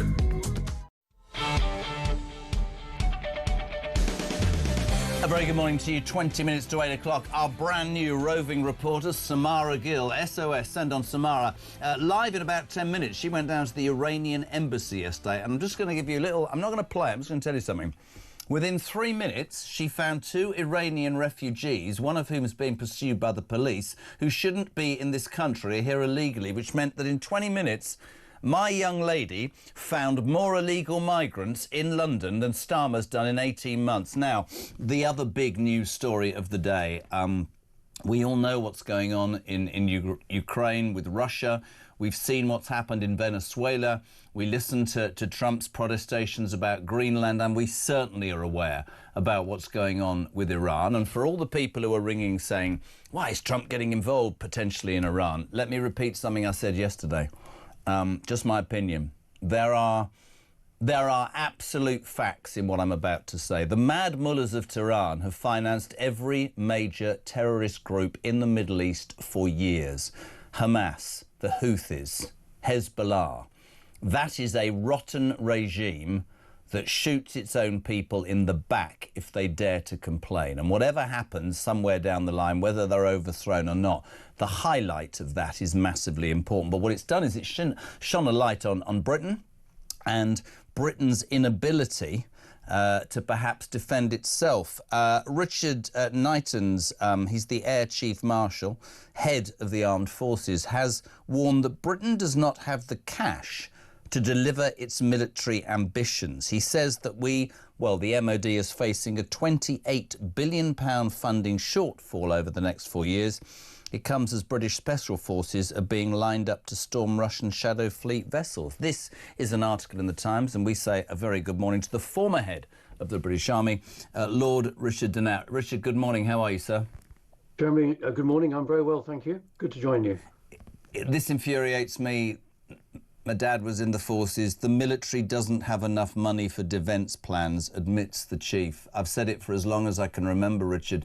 Every single successive government for 20 years has thought it the easy target. And now we find ourselves in what can only be described as a pretty precarious and embarrassing position, don't we? You're absolutely right, Jeremy. And the Chief of the Defence Staff was absolutely right to make the comments that he did to the Defence Select Committee yesterday, and I believe has also made those comments directly to the Prime Minister. I mean, the fact of the matter is, we are in a very dangerous security situation. You've touched on all the difficulties in the world just in your introduction a moment or two ago. This government has talked about wanting to increase security, wanting to increase its spending on defence, has talked vaguely about increasing to 3% of GDP by the end of this Parliament and 3.5% by the end of the next Parliament. Frankly, that is not fast enough, and it is not enough. And the Chief of the Defence Staff is right to say that the Ministry of Defence is £28 billion short in this Parliament. That's just to be able to do the things that we're currently doing, not the resources needed to increase and improve our military capability such that we can deter further adventurism from Vladimir Putin. I remember in the last election, Richard, literally 2 or 3 days out, Sunak jumps up and says 2.5% of GDP. I remember at the time thinking far too little, far too late, and it would be right to point the finger at all of those successive governments. I don't know, you tell me if I'm right or wrong. A lot of people say, oh, you're warmongering, you're scaremongering. No, we're not. The world is on a precipice. During the Second World War, this country, am I right in saying, paid 65% of its GDP just to maintain the position that we were in? I think the lack of investment in our armed forces... Somebody gave me a figure yesterday. More illegal migrants have come into this country in 18 months than we have in all 3 forces put together. I mean, how does that make the United Kingdom look on the international stage, Richard? It doesn't make us look good at all. We like to think that we are the leading military power in NATO in Europe, but frankly we're just the cash isn't there to make us credible. Many of our allies are shaking their heads in disbelief about the inadequacy of UK military capability, and it's not about warmongering, it's not about wanting to be able to fight and win a war. It's all about having sufficient military capability to deter someone like Vladimir Putin from doing what he would otherwise be minded to do. You make reference to the Second World War. Just think about these figures. In 1935, we spent just less than 3% of GDP on defence and failed to appease or deter Hitler. When the war broke out in 1939, that shot up to 19%. And when we were fighting for our very survival in 1940, it was 46%. Yeah. Those are the terrible costs of fighting a war. How much better to find the money now to deter further aggression? I think you're right, and you know, people will say, well, where's the money going to come from? Well, look at your welfare budgets. Look at the money that we give to organisations abroad that make no sense. It's a stipulation that, for me, is massively important. Can I ask you, in your experience, because this story goes around all the time, this new Chinese embassy, this super embassy that they're looking at building in London, many people in the press increasingly saying that this is a threat to the City of London. Apparently there's a secret room, and apparently it's a metre away from one of our main telecom exchanges. They think this is naivety on part of the Prime Minister. They don't trust what the Chinese are doing. Can you tell me a little bit more? What's your opinion on this, Richard? Well, I've always been extraordinarily worried about that Chinese embassy being in the former Royal Mint just beside the Tower of London, just outside the City of London. The City of London is absolutely crucial to this country's wealth, this country's influence. And I've always thought it was an extraordinarily unwise proposition to allow the Chinese to build their embassy there. And I think a number of MPs are now trying their hardest to lobby the Prime Minister not to allow planning permission to go through. And I think they're absolutely right. If the Chinese have got to have a new embassy, put it on a greenfield site somewhere where we can actually watch them and see what's going on. Putting them right in the heart of the City of London, beside the Tower of London, I think just it makes no sense whatsoever. Also, just very quickly, 30 seconds, your opinion on Trump's alleged plan to take over Greenland. Is it posturing to get the allies in NATO to just get their fingers out, or what? It's quite unnecessary. The existing treaty allows the Americans to deploy as many troops as they want to in Greenland. And America should work with other NATO members to ensure the security of Greenland and the gap between the UK and Greenland and Iceland, through which many Soviet submarines and Russian submarines and ships transit. So he doesn't need to take over Greenland. He needs to work with other allies to make sure that the security arrangements are tough enough. Lord Richard Dannett, it's always an absolute pleasure, sir, to have you on. We thank you for your opinions on the fact that the military, according to the chief of the armed forces, is so short of money that this country couldn't defend itself. Another problem for Starmer's in-trade. Morning, Steve. Hi there, Jeremy. This is Steve here from Essex. If you ever think the more worrying part about Labour trying to ban X is before Elon Musk bought X, remember Trump and all that was barred off of Twitter. It was only after Elon Musk bought X that the right wing managed, or the right hand side of politics managed to get a voice. Before that, it was only the left. And maybe that's what Starmer's trying to do now.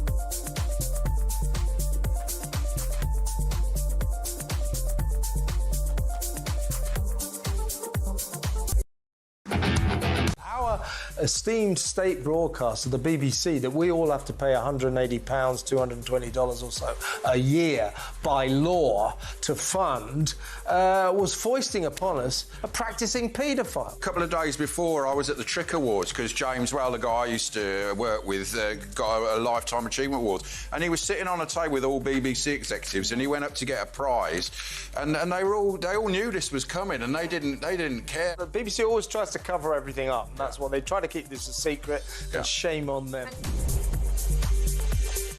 UK on DAB+, on YouTube, on your mobile, and on your side. This is Talk.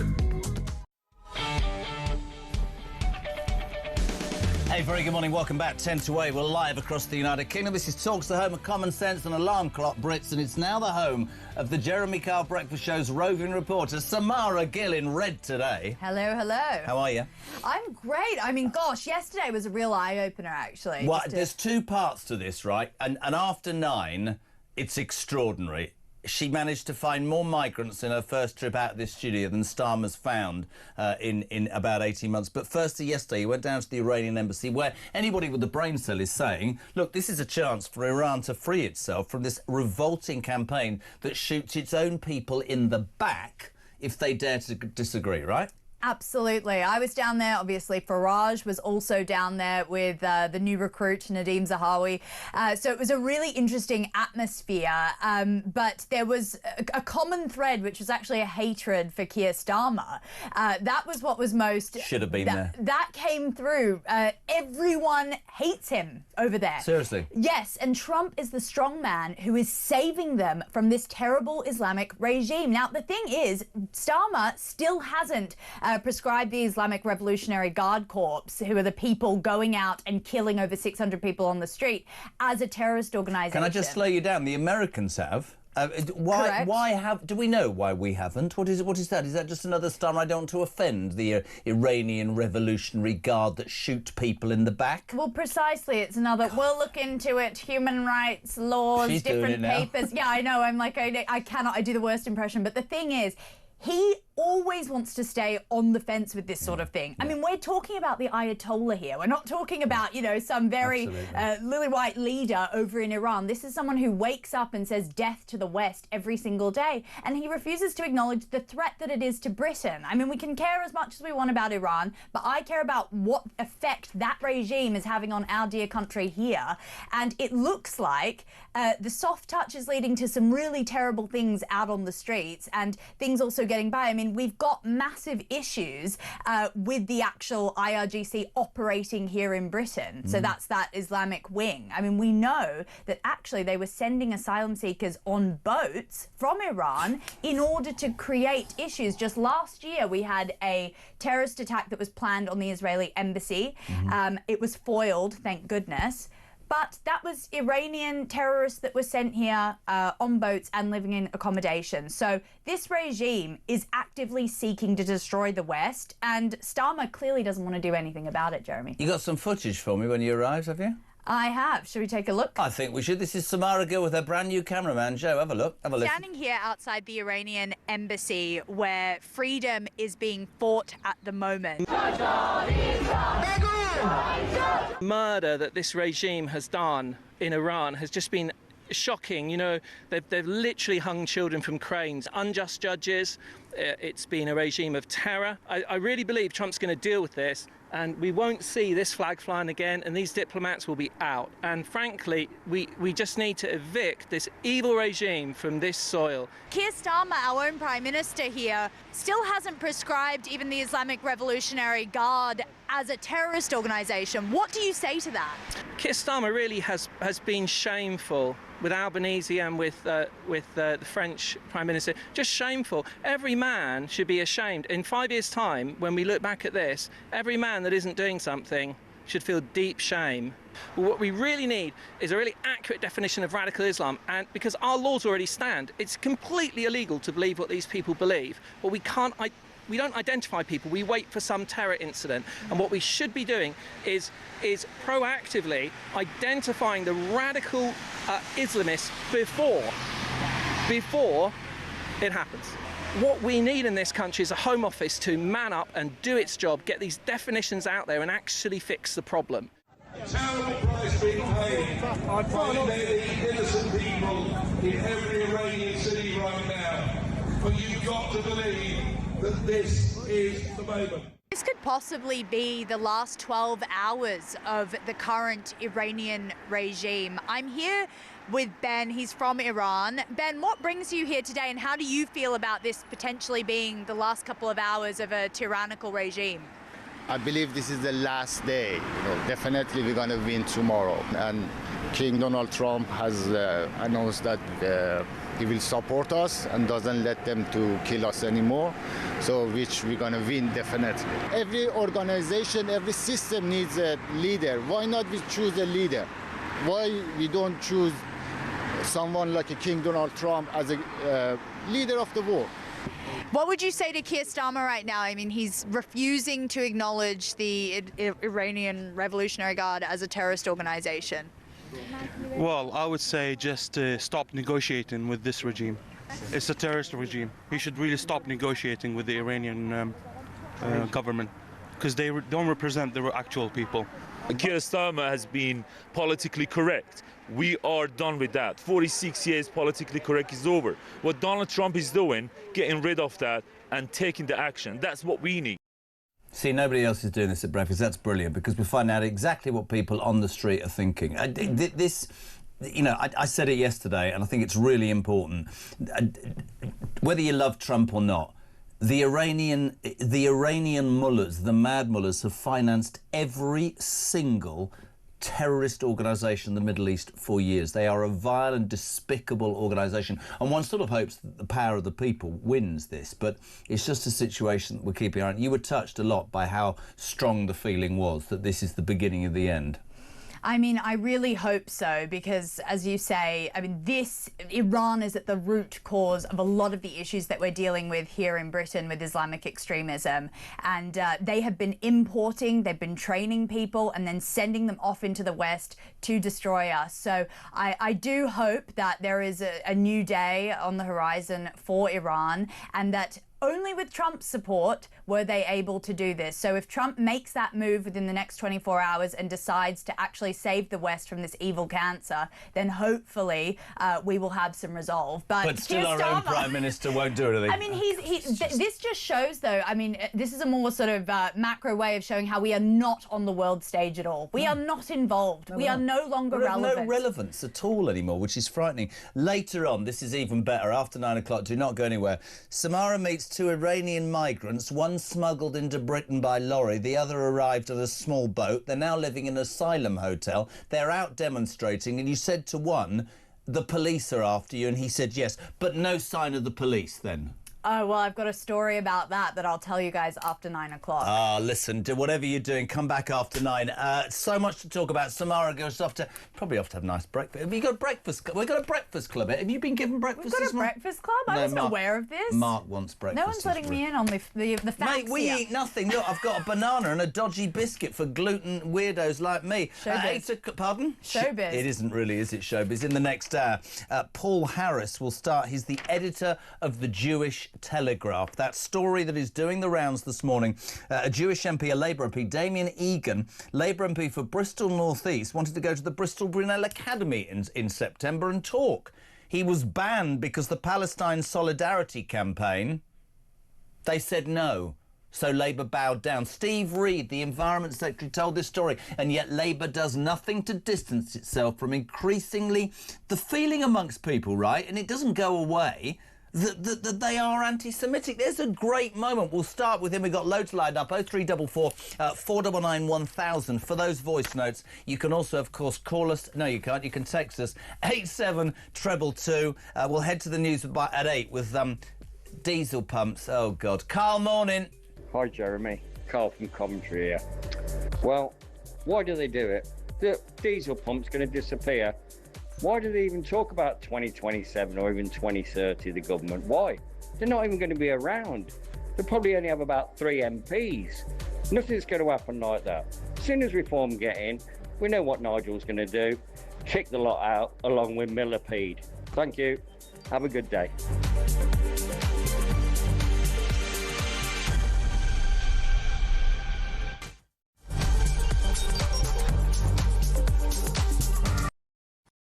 It's one of the biggest sporting spectacles on planet Earth, Super Bowl 60, and you could be there. Enter now at talk.tv/win for the chance to score a fantastic 4-day trip for two to the City by the Bay, San Francisco, including tickets to Super Bowl 60 and $2.5 grand in cold hard cash. It's Hail Marys and money. Enter now at talk.tv/win and get set for a gilt-edged trip to the Golden State you'll never forget. For your chance to win, text TALK to 83338. Text costs £2.50 plus your standard network rate, or call 0343-418-7260. Lines close 22nd January 2026, 4 p.m. That's when you'll need to answer your phone if it rings. 18 plus, UK residents only. This is a network promotion. Full T's and C's at TalkSport.com. So for your chance to win, text TALK to 83338 now. Okay. On DAB Plus. On YouTube. On your mobile. And on your side. This is Talk.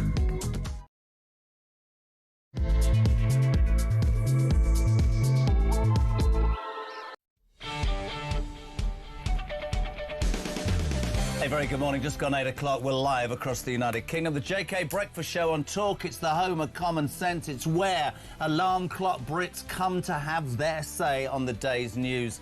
As ever, 87222 on the text. Start your message with the word Talk. You can also call us to the voice note, as ever, 0344 499 1000. You are waking up to some extraordinary news. Left, right, there's everywhere. Nadeem Zahawi, the highest Tory defection yet yesterday to reform. Ex-Chancellor, the vaccine rollout man. Opinion split. It seems people are saying, come on, get more experience. So reform, get more experience. And they're told, we don't want these Tory people. So your thoughts on that really important. Actually, let's go to Paula straight away. Morning, Paula. Morning, Jeremy. It's Paula in Liverpool. Listening to that guy before from Liverpool just makes you understand why Liverpool has remained in the grip of Labour for what seems like forever. They can't see further than the end of the nose on their faces, some people. They will not entertain Tories. So Reform have got no chance if they bring any more Tories in Liverpool. It's ridiculous. It's just a bigoted, ingrained view. They don't understand that Reform was born out of Conservative views. Thanks, Jeremy. Paula in Liverpool. Thank you, Paula. Keep those calls coming. You're also waking up to the news that the government... I mean, you couldn't make up the story. Yesterday, Keir Starmer's government announced that they're prepared to ban the social media platform X after it accused the platform of being used to create child sexual abuse and misogynistic deepfakes. Regulator Ofcom involved. Just want to make my point here and now. Nobody, certainly not a man with 6 kids and anybody with a brain cell, thinks that that sort of stuff should be allowed. And in fact, it should be policed and big tech should be held to account. The problem is, yesterday afternoon, Starmer says we're going to potentially ban X. What about the other platforms? What about the other platforms? Because if you just go with X, a platform which is synonymous with criticism of you and your government, Keir Starmer, you are going to be told by the British people you're against free speech. No mention of the other platforms. And what does he do this morning? I nearly called him an idiot, right? This morning, having decided to ban X, the big announcement is that the Labour Party have unveiled its latest brainwave to stop the small boats, ladies and gentlemen. They're going to open a TikTok account which will provide information and dissuade migrants from risking the journey across the channel. So what part of social media do you want or not want? It's a ridiculous example, yet again, of this government. Morning, Neil and Oldham. Your caller Dan is an idiot. Anyone who would contemplate voting for the Green Party is nuts. Brilliant. 0344 499 1000. We're going to start on another story this hour, which is a story that Matthew Torbett first threw in our direction yesterday. At the weekend, Steve Reed, the Environment Secretary, who was a regular on my show in the old days, but since coming into government doesn't return the calls. And I'm just being straight, Steve, nothing against you. He told of how he was speaking to the Jewish Labour movement, how a Labour MP, Damien Egan, Labour MP for Bristol North East, had planned to visit the Bristol Brunei Academy in September as the local MP, but the Palestine Solidarity Campaign intervened and said that they would threaten teachers, they'd wear scarves, they'd shout and scream, and it would be better if this Jewish Labour MP didn't visit a school in his own constituency, which of course yet again, says, oh, we've got a clip, have we, of Steve Reid? We'll do that in a sec. Yet again begs the question, is Labour anti-Semitic? Because Steve Reid, in highlighting this story, I would have thought that politically it would have made great sense in going, right, I'm going to go after these people and I'm going to prove that I care as much about Jewish people as I do about the Muslim community. This is Steve Reid at the Jewish Labour Movement at the weekend. Here we go. We will root out anti-Semitism, not just because it threatens the Jewish community, but because it is a threat to British values and our shared way of life. I don't know whether you believe him or not. Let's get the view of the editor of the Jewish Telegraph, Paul Harris. A very good morning, sir. How are you? Good morning. It's a real confusion to me. There you have Steve Reid telling a story and making a promise that he would root out anti-Semitism. I've got an opinion. What does the Jewish community think? Do they believe him or not, sir?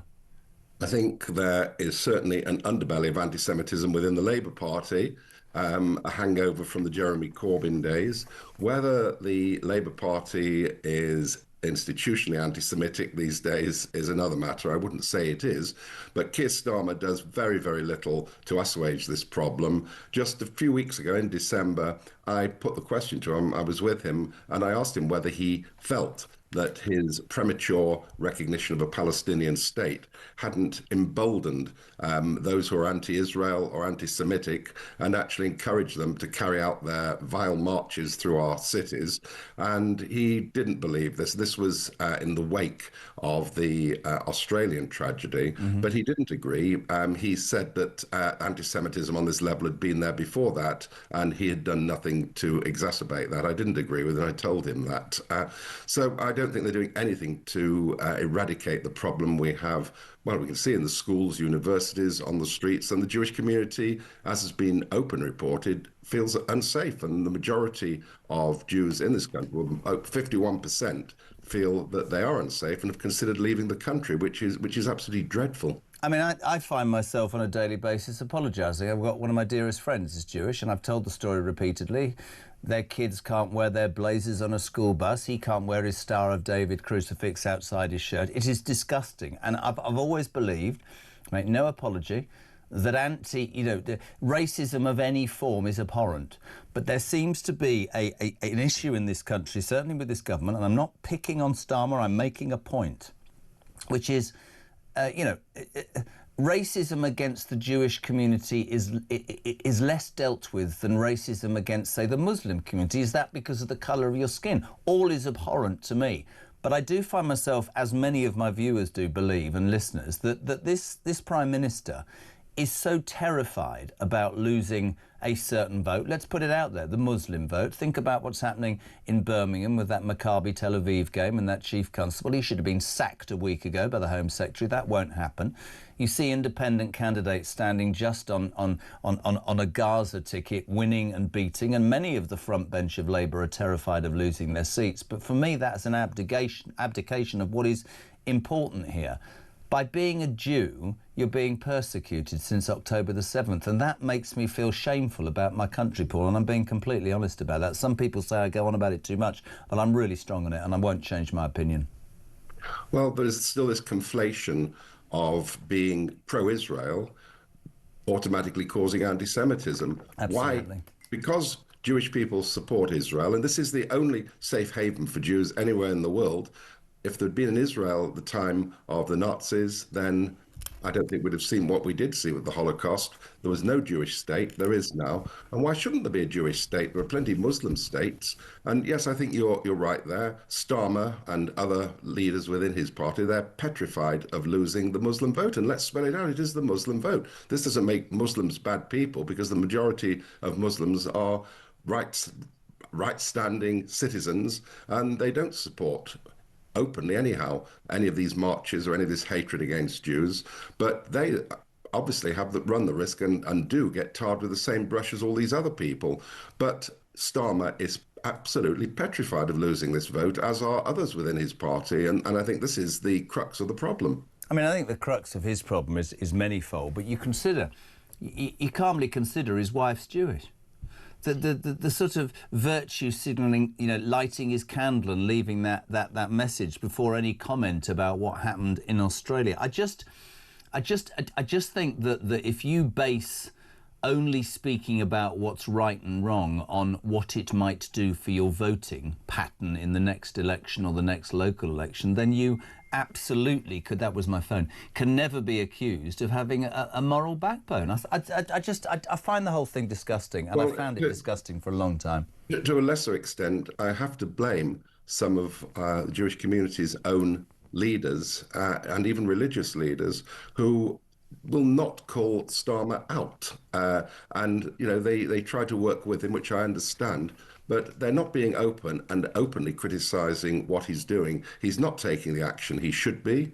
We know that. And, we see these dreadful protests on the streets. I could have given him an example yesterday. The Meissen restaurant in Notting Hill, a family-run Jewish Israeli restaurant, 20 years, targeted by protest Palestinians the other day with loud hailers, screaming and shouting abuse, people trying to eat the dinner, horrible atmosphere. Police just stand there, do absolutely nothing. If I was the Prime Minister of this country, those police would have been literally sanctioned right now, and that would have been disbanded. But we're living in a world and this isn't outrageous, where that is allowed and people are being shouted and screamed at, and Jews are being accused of all sorts of things. And yet if I raise the British flag, I'll get arrested. It's madness, man. At its lowest level, what you've just raised there, surely, is this not a breach of the peace? Yeah. And as you say, why were these people not arrested? Why were they not moved on? You never see pro-Israel rallies behaving in this way. They're quiet, they're dignified. If they're allowed to take place. If they're allowed to take place. I'm based in Manchester. We've had some very, very dignified rallies here. Again, we've had to put up with chants from passers-by which are anti-Semitic, not anti-Israel, anti-Semitic. This is where the line is crossed. By all means, protest against Israel. People in the Jewish community don't always agree with everything that Israel does. But we don't have to see these vile scenes and the banning of an MP speaking to a school about a subject which has nothing to do with Israel whatsoever. Where is democracy? Where is free speech now? It's disgraceful this has been allowed to happen. Couldn't agree more. Listen, it's always a pleasure. My friend, we'll continue the fight here. That's an absolute promise. Paul Harris, editor, The Jewish Telegraph. Isabel Oakeshott on the way. It's that time, Christian. It's 8:15. I haven't forgotten the bins at home this morning, but I have to say hello to Oliver and Iris, who are in the car, because if I don't, I'll get pasted. Ollie, have a good day at school, my darling. And you, Rissy Roo, and I will see you very soon. 8:15. Morning to Hannah. Hello, Hannah. Morning, Jeremy. I love your show. I loved the quote, reform to hypnotits. That's really made me chuckle on the school run.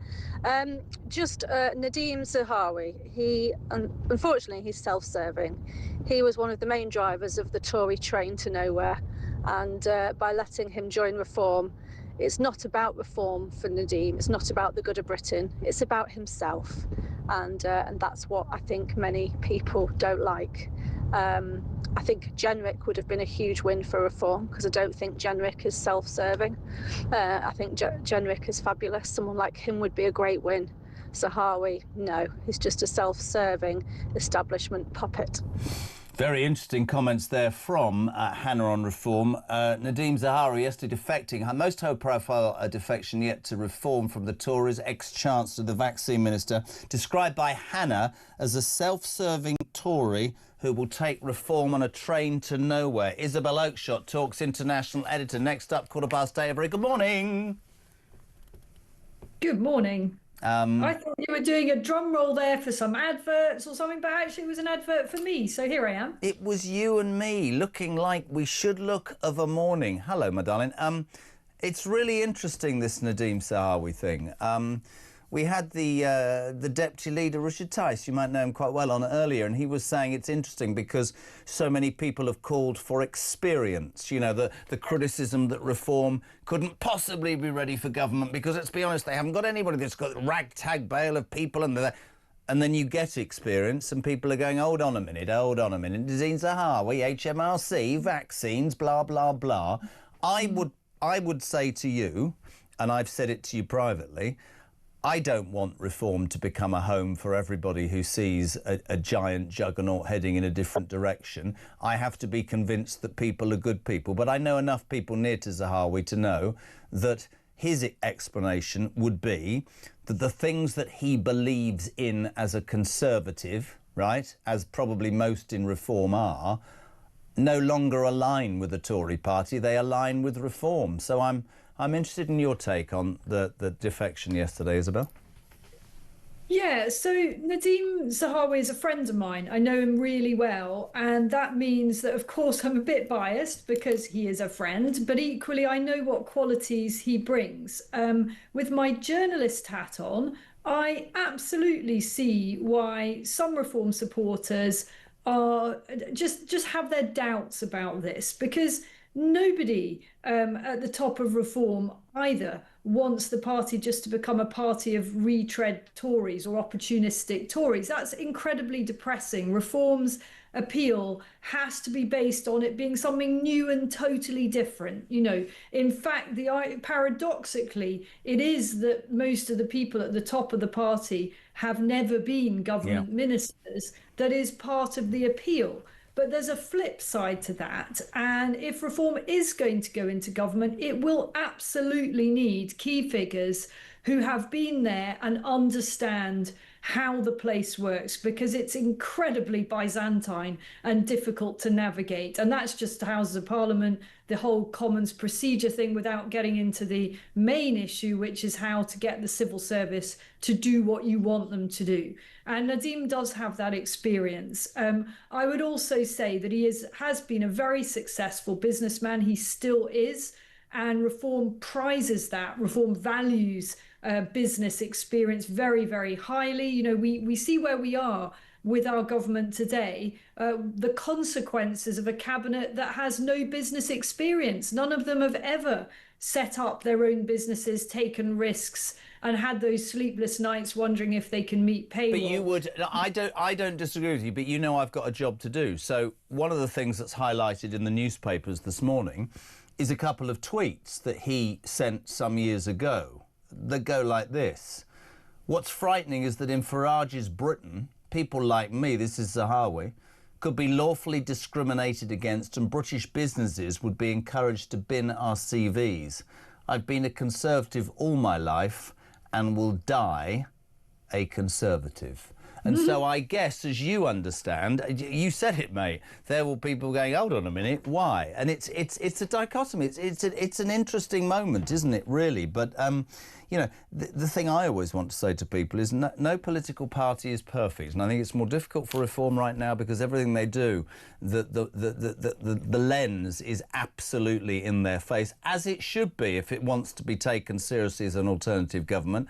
Every decision, every policy announcement, every person joining or leaving, that's the way it is. If you want to run for the highest in the land, you're going to get the most scrutiny, aren't you? Yeah, and that's fair enough. And, you know, look, people dredge out old tweets that I wrote, and they're sometimes uncomfortable and embarrassing. Yeah. We all know that a week is a long time in politics, never mind years and years and years. I mean, there were people at the press conference yesterday, well done, colleagues in the industry, rapidly Googling and finding things that Zahawi said 10 years ago. Yeah. You know, I'm not bothered by what he said 10 years ago. I personally probably wouldn't have chosen to highlight his record as vaccine minister in that promotional video that the party showed yesterday, because a lot of reform supporters are very, very sceptical about the vaccine. So for me, I felt that jarred a bit. But taken overall, Nadeem is a great get for reform. And I would just add one more thing. You know, reform is in the business of politically killing off the Tories. Reform cannot win a majority if there is a Tory resurgence. If the Tory party continues to thrash around like a fish that's been landed on the deck of a boat and it still has some life in it. Reform has to kill the Tories politically. And every new recruit adds to that. Every new recruit takes away from the Tories' currency. And so there is that. True. Strategic thinking going on too. I love this from Stephen Essex, and we'll move on. He said, say this to Isabel, read the Zahawi debacle. Ask the doubters. If Maggie Thatcher were reincarnated tomorrow and was so appalled at where the Tories are that she asked to join Reform, would the Tory doubters in Reform accept her? Of course they bloody would, Steve. You're dead right. I just want to put to you, because you're a lady that gets far more than I get. We've got this major argument going on in this country about X, because yesterday afternoon, led by Liz Kendall, the technology minister, Labour says it's prepared to ban the social media platform X after it accused the platform of being used to create child sexual abuse and misogynistic deep fakes. Ofcom are involved. Nobody, you're a mother, I'm a father, nobody wants anything to do with anything that is to do with children. I mean, you know, Hugh Edwards should be in prison. I've made my position known. But the problem with this announcement is twofold, Isabel. There's no mention by Starmer of any other platform that you can freely get this heinous stuff on, which begs the question, is this against free speech and against X because people are so critical? But having made his position yesterday afternoon on that, this morning, his whole idea of dealing with the small boats crisis is to launch a TikTok account telling would-be illegal migrants, don't come here, you're not going to get. Not actually going and sending the Navy into the channel. So we've gone from let's ban X to let's have a TikTok account from the Home Office.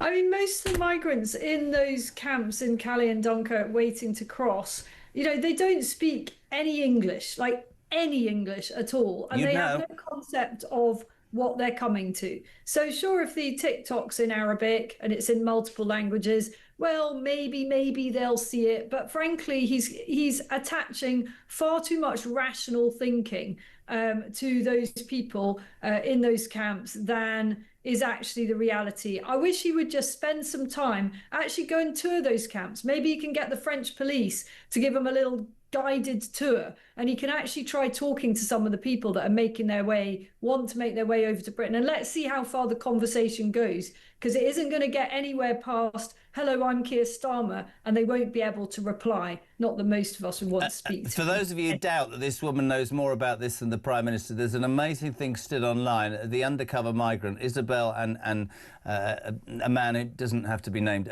worked for months and delivered the most astonishing piece of work, which is still online, isn't it, Isabel? Yeah, so on YouTube, that has now had 750,000 views. Let's get it up to 1 million, because it will change the way that you think about what is happening with this small boats crisis. Did you say we've got the TikTok video? What, from Starmer? Are you ready, Isabel? This will make you Tuesday morning. This, ladies and gentlemen, is what our own Prime Minister thinks will deter small boat illegal migrants. Have a listen, have a watch. You can move back. I'm arresting you for facilitating the legal entry of migrants to the UK. Find anything in it. That's it, a half-naked man. Sorry, that's it. That's it. I mean, the word facilitating will be beyond their language skills anyway. I mean, this is just absolutely embarrassing. Really. It is embarrassing, and I'll tell you, just to finish, because you're busy and we're all busy, but you'll love this. I don't know if you've heard, but Samara Gills joined The Breakfast Show as our roving reporter. I'm calling it SOS, Send Our Samara. So she pitched off down to, this is coming after 9, Isabel. She went down to the Iranian embassy yesterday to deal with, you know, Nigel went down there, people who were saying, let's free Iran correctly. Do you know who the first 2 people she met were? Who? Watch this video, Isabel Oakeshott. This is the first 2 people Samara met outside the Iranian embassy yesterday. Did you come here on a boat? Yeah. You came here on a boat? Yeah, from France. From France, yes, Yeah. from Calais? Yeah. He's looking for him. Okay. All right. Police are looking for you? Yeah. Can I add something on my... Wait, so the police, why are the police looking for you? And how did you come to Britain? Actually, by lorry. Right, by lorry. Yeah. So Isabel Oakeshott, in 23.5 minutes, Samara Gill yesterday, look at Isabel's got her hands in her face, she found more illegal migrants than Keir Starmer's found in 18 bloody months. Fact. I mean, look, this isn't difficult, is it? No. You know, whilst I'm heartened on one level by the number of Iranian nationals have been congregating outside the Iranian embassy for a cause that I truly, truly support. And me. Really hope with all my might that regime falls. There is another side of me that is deeply concerned that there are that many Iranian nationals in the UK. Iran is a hostile state. It will send people over to the UK to do their worst. We know this. This isn't me saber rattling. there have been cases of terrorism or attempted terrorism by Iranians. And there you have it from SOS Sendar Samara. She's uncovered already a couple of illegals there. Who's prepared to go on camera and put on his phone on camera, "This is the police chasing me." I mean, it's utterly, utterly unbloody believable. And by the way, hang around, because that's after 9 o'clock. Isabel, thank you so much. We love having you on. How's good? Everything good? Everything good with you? Everything good. I'm sitting here looking over the Gulf of Arabia, wondering what is going to happen just on the other side of that water in Iran. It is truly concerning that as yet Trump has not intervened, although I think there's a breaking story now about new sanctions on countries that deal with Iran. Yeah, I think it's great. Listen, and I've said this, and you'll back me up, for all the people who say, "Oh, the thing about Trump is that this is more than important." If you disagree with this regime, you get shot in the back. Thousands of people whose lives have been just ended by this regime, who have starved, just ruined Iran, and please God the world can do right. Isabel, thank you so much for your involvement this morning on The Breakfast Show. 8:27 still to come this hour. We'll talk to Ross Clark, great column in The Sun this morning. Gareth Wynne-Jones about the farming community's anger, and we'll do sport as we head towards the head of reform. He is, isn't he, really? The chairman himself, Dr. David Bull, ex-Talk presenter, here from 9 o'clock, and more from Samara as well before Julia at 10. Back in 3.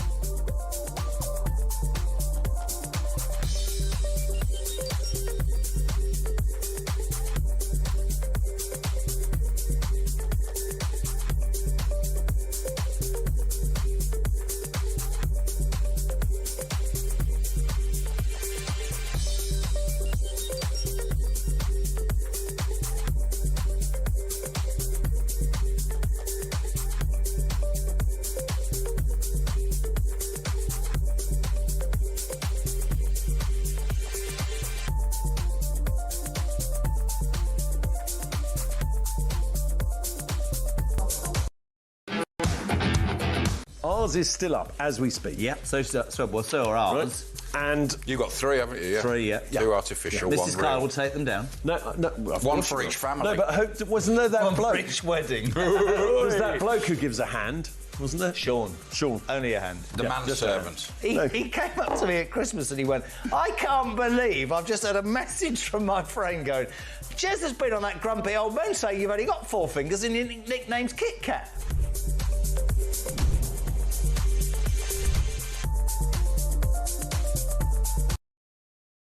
Across the UK, on DAB+, on YouTube, on your mobile, and on your side.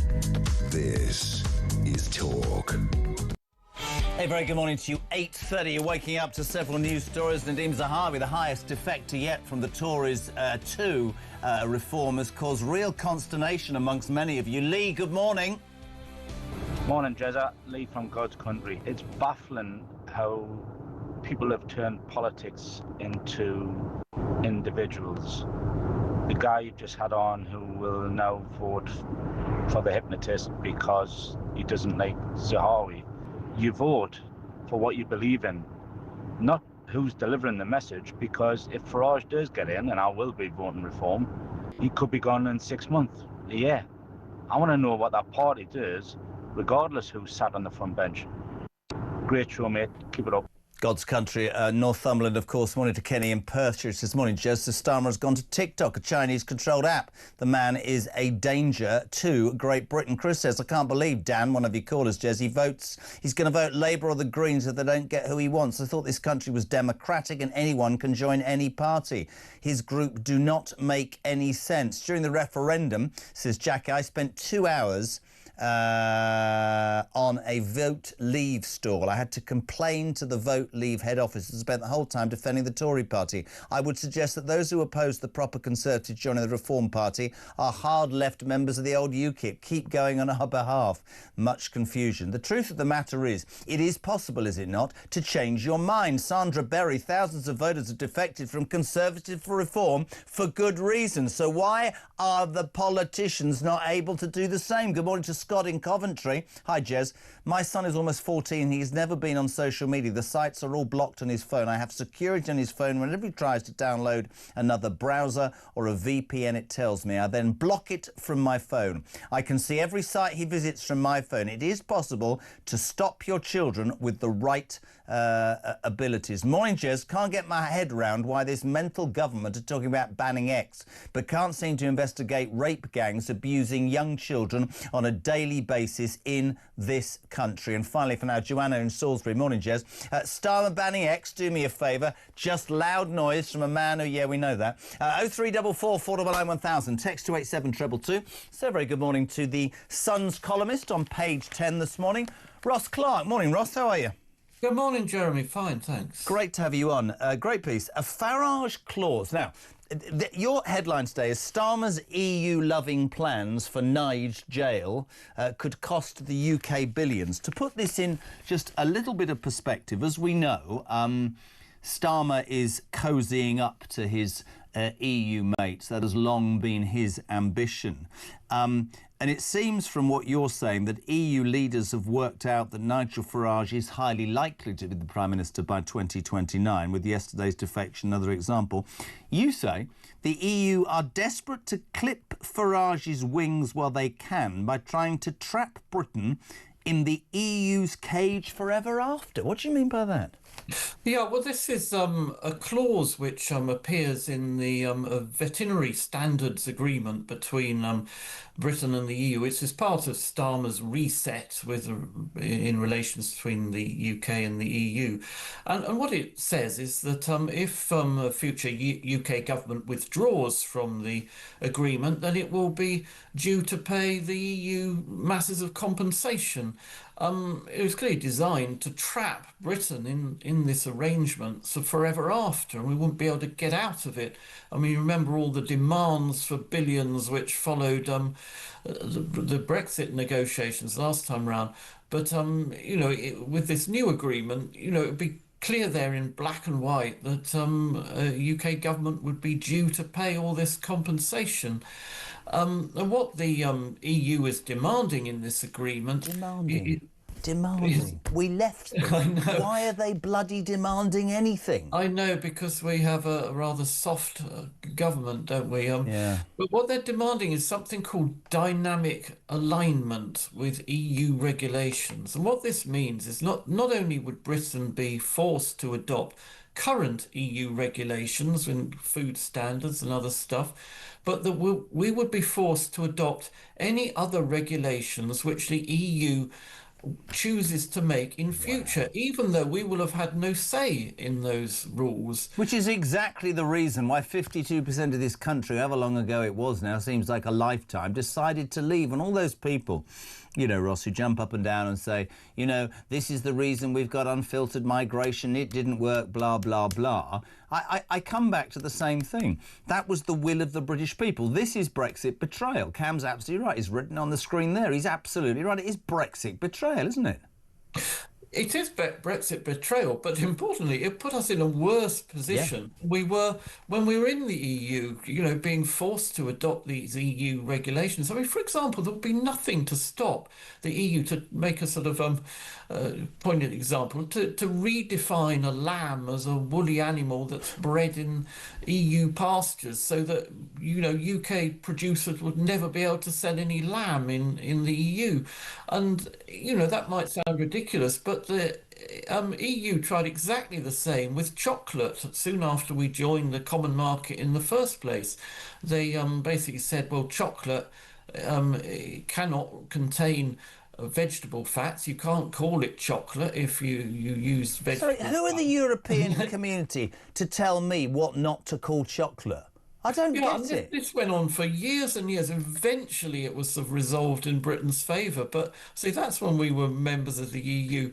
In future, EU will be able to target UK exporters with bizarre silly regulations which are designed specifically to exclude British products and services. Tell that to the from people EU who markets. idealistically believe that leaving the European Union was such a dreadful thing. I always believed, and I might be wrong, it was just my opinion here, Ross, that, you know, one of the reasons for leaving the EU was so that our businesses could actually work out, sit down and become competitive and make great things under no controls and sell them to the world and make success and break free of all those dreadful things that were put upon them. But we've got a Prime Minister who seems to want to cosy back up, and you make a really salient point in the article as well.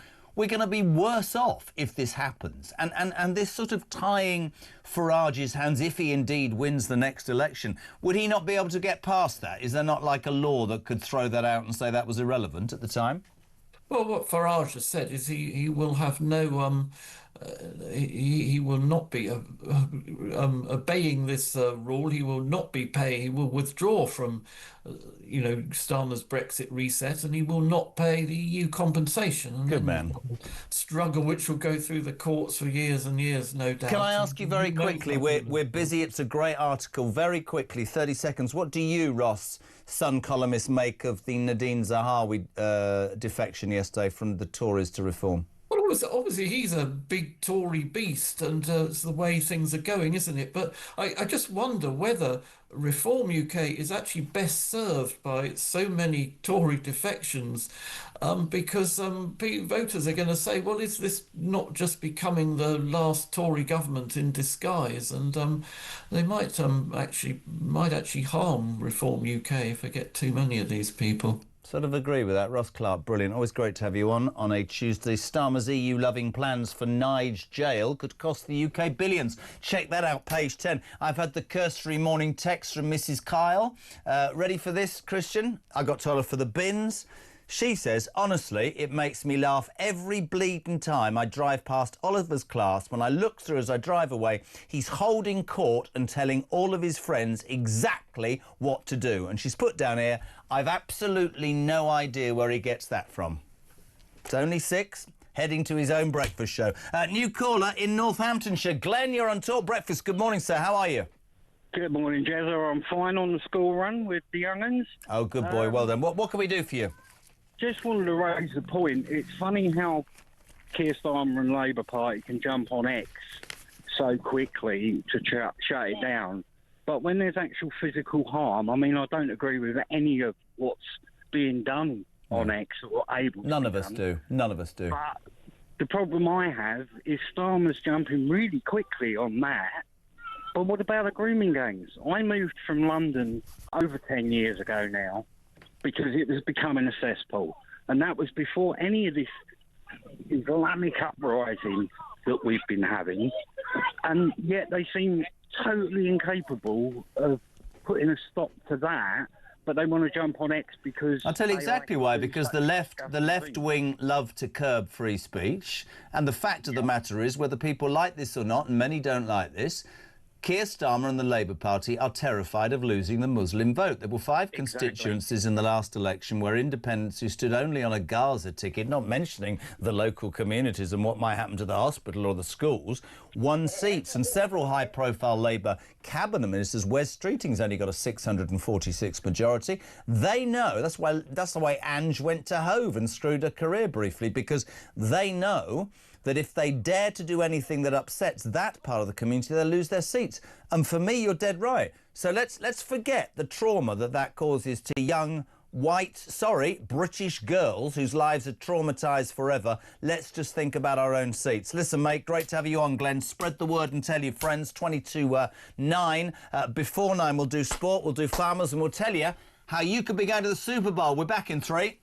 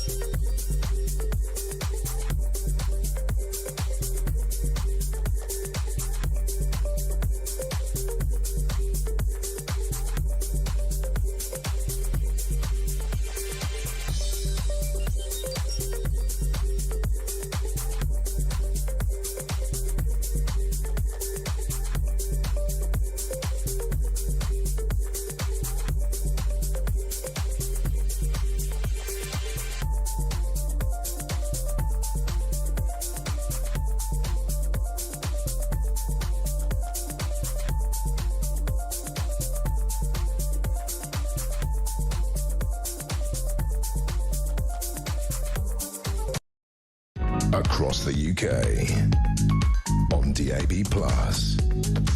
on YouTube, on your mobile, and on your side. This is Talk.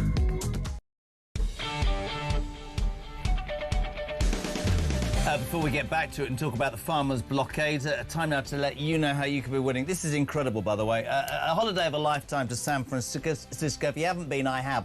Unbelievable. We'll throw in flights, a 3-night stay at a 4-star hotel. We'll give you £2,500 in cash. Plus, this is amazing, tickets to the one and only Super Bowl. Wherever you are right now, pin back your luggles. This is how you can win.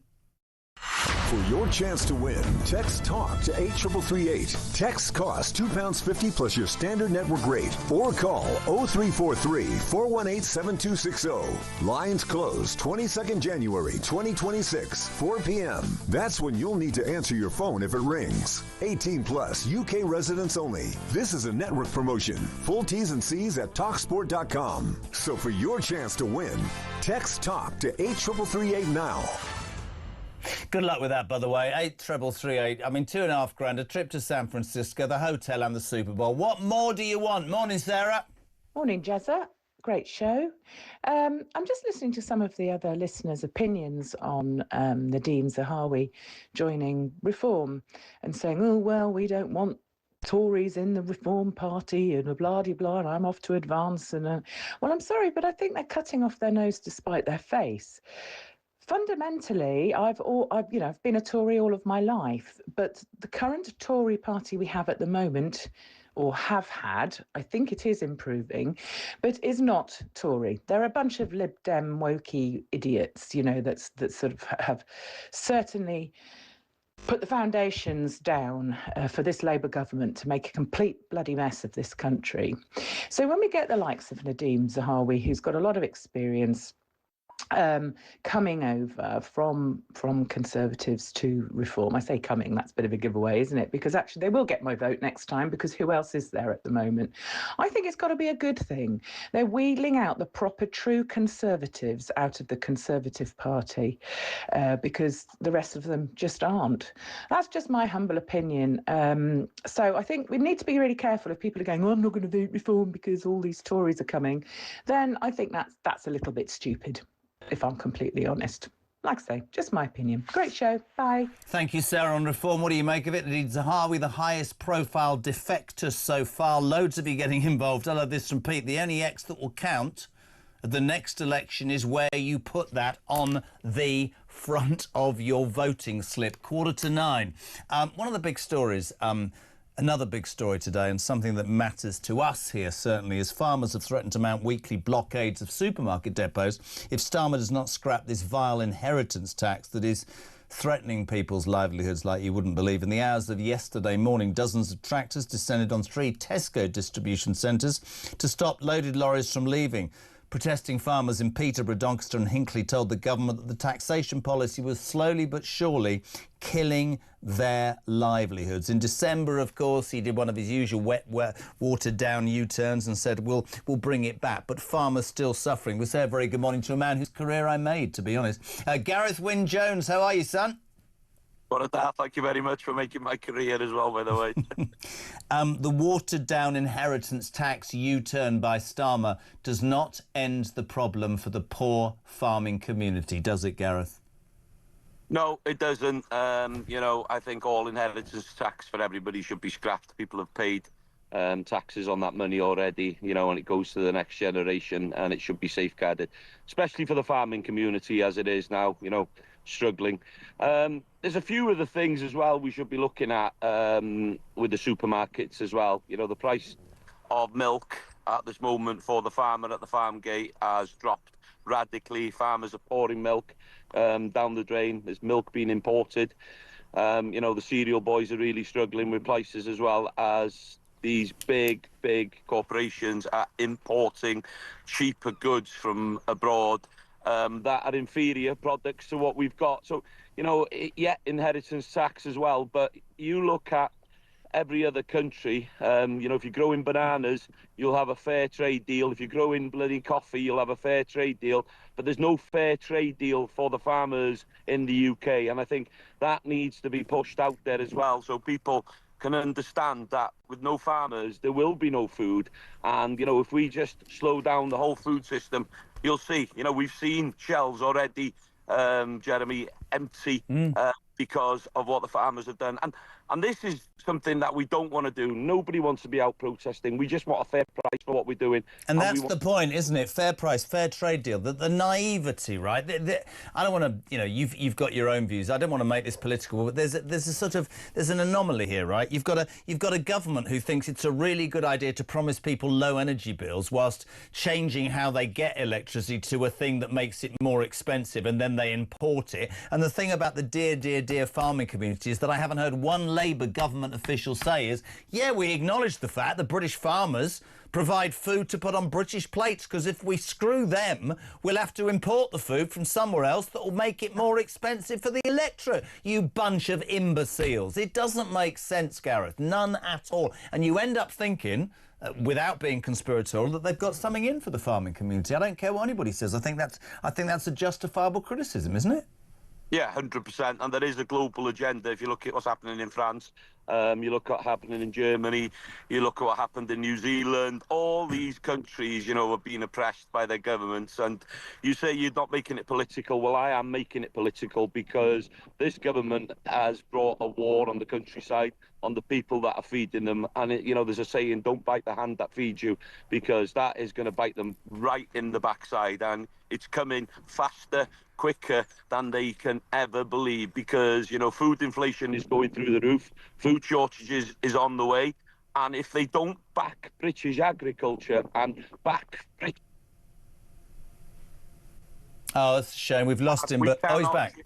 Into here, mate. We are in dire straits. I couldn't agree more. And I've said it to you forever. This station, this show, all the shows will support the farming community. I think it's disgraceful, and I think it's a message that we need to keep coming out here. And, of course, what should sustain you all is that this man's made about 15 U-turns in 18 months. And there is no doubt that nonsensical crap policies like this, they won't survive. And you have to keep protesting. You won't hear this I'm looking at the newspapers, so there's no mention of those blockades or the farms. There's no mention I've got at all. a new job for Keir Starmer, Jez. What's that?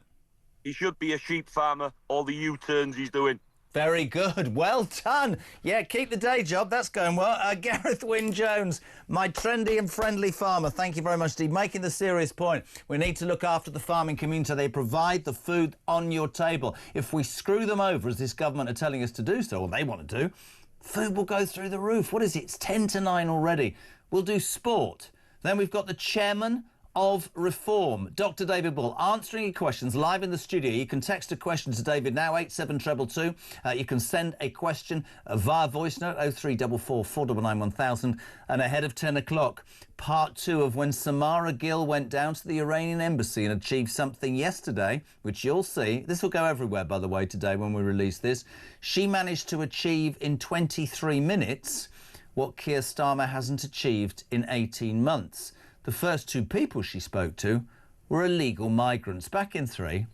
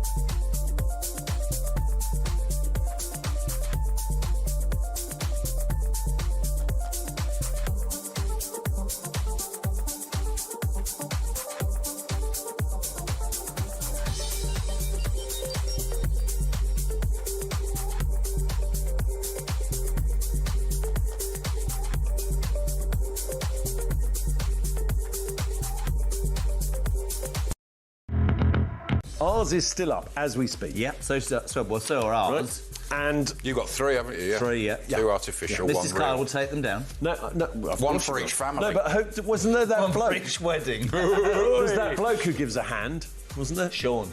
Only a hand. The manservant. He came up to me at Christmas and he went, I can't believe I've just had a message from my friend going, Jez has been on that grumpy old man saying you've only got 4 fingers and your nickname's Kit Kat.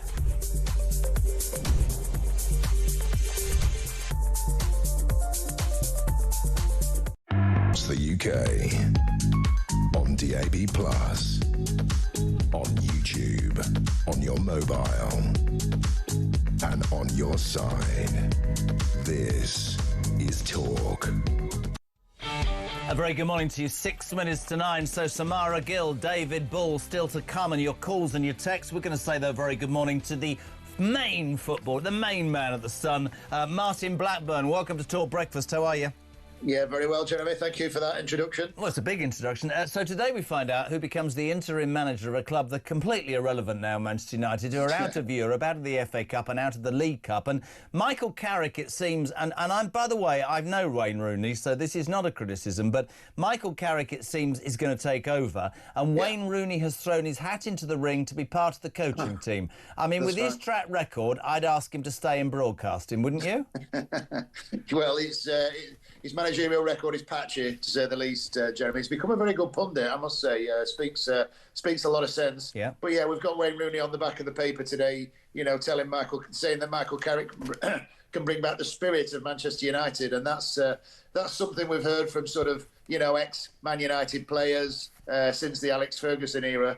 And they've tried various different formulas in those sort of 13 years since Alex Ferguson went, and none of it's worked in the past. So, do you know how I think they could move that club forward? And I know them all because I worked up there for a long time. Stop harping back and just try and build something new. I think they're stuck in this. It's a bit like the idiots who support my club, West Ham. Let's get rid of Moyes because we want expansive football. Now we're going to be relegated because the ownership don't understand what a great job David Moyes did. You sometimes just have to move on, man, right? Yeah, and part of the problem, I think, Jeremy, or some people think it's part of the problem, that Alex Ferguson, who of course was so wonderful for that club, is still sat up there in the stands watching pretty much every game. And, Darren Fletcher, when he took over on an interim basis last week, he said he'd gone to Alex Ferguson for his blessing, as though he was the Pope or something like that, and perhaps they need to sort of start looking to the future rather than continually harping back to the past. Last night in the FA Cup, Liverpool dispatching Barnsley. The draw's taken place, and Macclesfield. This is a great story, and I didn't know till the weekend that John Rooney, Wayne Rooney's brother, the manager of Macclesfield, what's it called? Macclesfield what? It's called Macclesfield FC now. It used to be Macclesfield Town, but it's called Macclesfield FC. They've landed a great draw against Premiership Brentford. As the FA Cup six-tier underdog heroes continue. Great for finance for them. Great story, isn't it, the Sultan? Absolutely, yeah. There were really sort of iconic scenes, Jeremy, of them all sat there in the clubhouse at Macclesfield waiting for the draw to be made. I think, Man United are obviously out, but I think they were perhaps hoping for a Liverpool or Man City, which is just down the road. But they got Brentford, and Brentford, of course, are having a wonderful season. So I'm absolutely certain that tie is going to be on the TV, and Brentford have got the chance to do it all again. I think it sort of reminded everyone what a wonderful competition the FA Cup is on, with those scenes there on Saturday. And also, you talk about Brentford, what a job Keith Andrews is doing from the TV studio to a team fifth in the Premier League into the fourth round of the FA Cup. And you look at what's happening to Thomas Frank, who he succeeded at Brentford, and you think, bloody hell, should Frank have stayed put?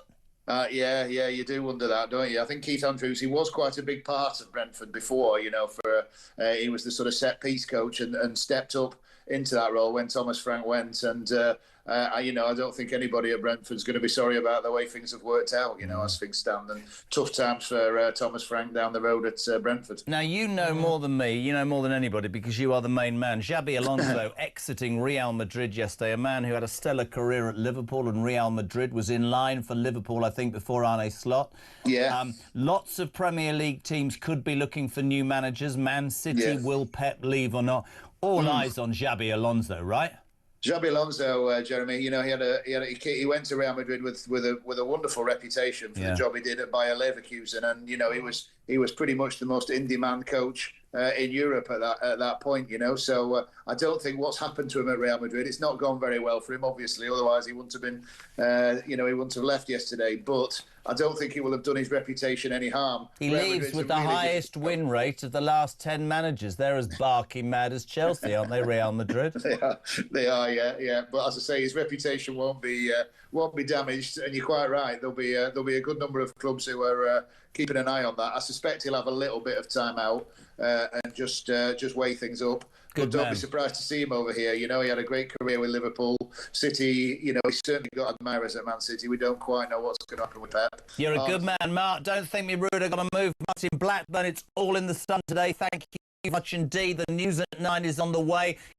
Coming 8:73. Thank you for your message of the word talk. Morning, Dave. Morning, Jeremy. It's Dave from Manchester. Loving the show this morning. Just wanted to highlight something that happened to me yesterday regarding X and Elon Musk.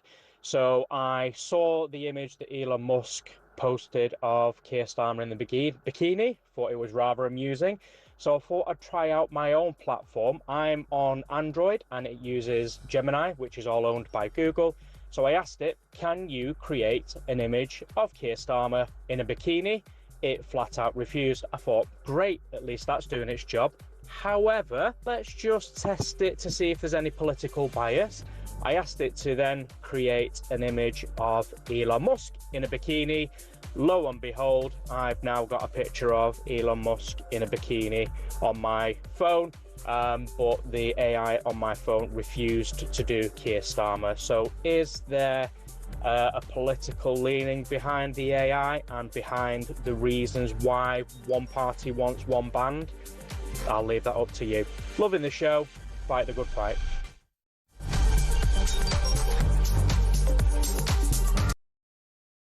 It's one of the biggest sporting spectacles on planet Earth, Super Bowl 60, and you could be there. Enter now at talk.tv/win for the chance to score a fantastic 4-day trip for two to the City by the Bay, San Francisco, including tickets to Super Bowl 60 and $2.5 grand in cold hard cash. It's Hail Marys and money. Enter now at talk.tv/win and get set for a gilt-edged trip to the Golden State you'll never forget. For your chance to win, text TALK to 83338. Text costs £2.50 plus your standard network rate. Or call 0343-418-7260. Lines close 22nd January 2026, 4 p.m. That's when you'll need to answer your phone if it rings. 18 plus, UK residents only. This is a network promotion. Full T's and C's at TalkSport.com. So for your chance to win, text TALK to 83338 now. Across the UK, on DAB+, on YouTube, on your mobile, and on your side. This is Talk.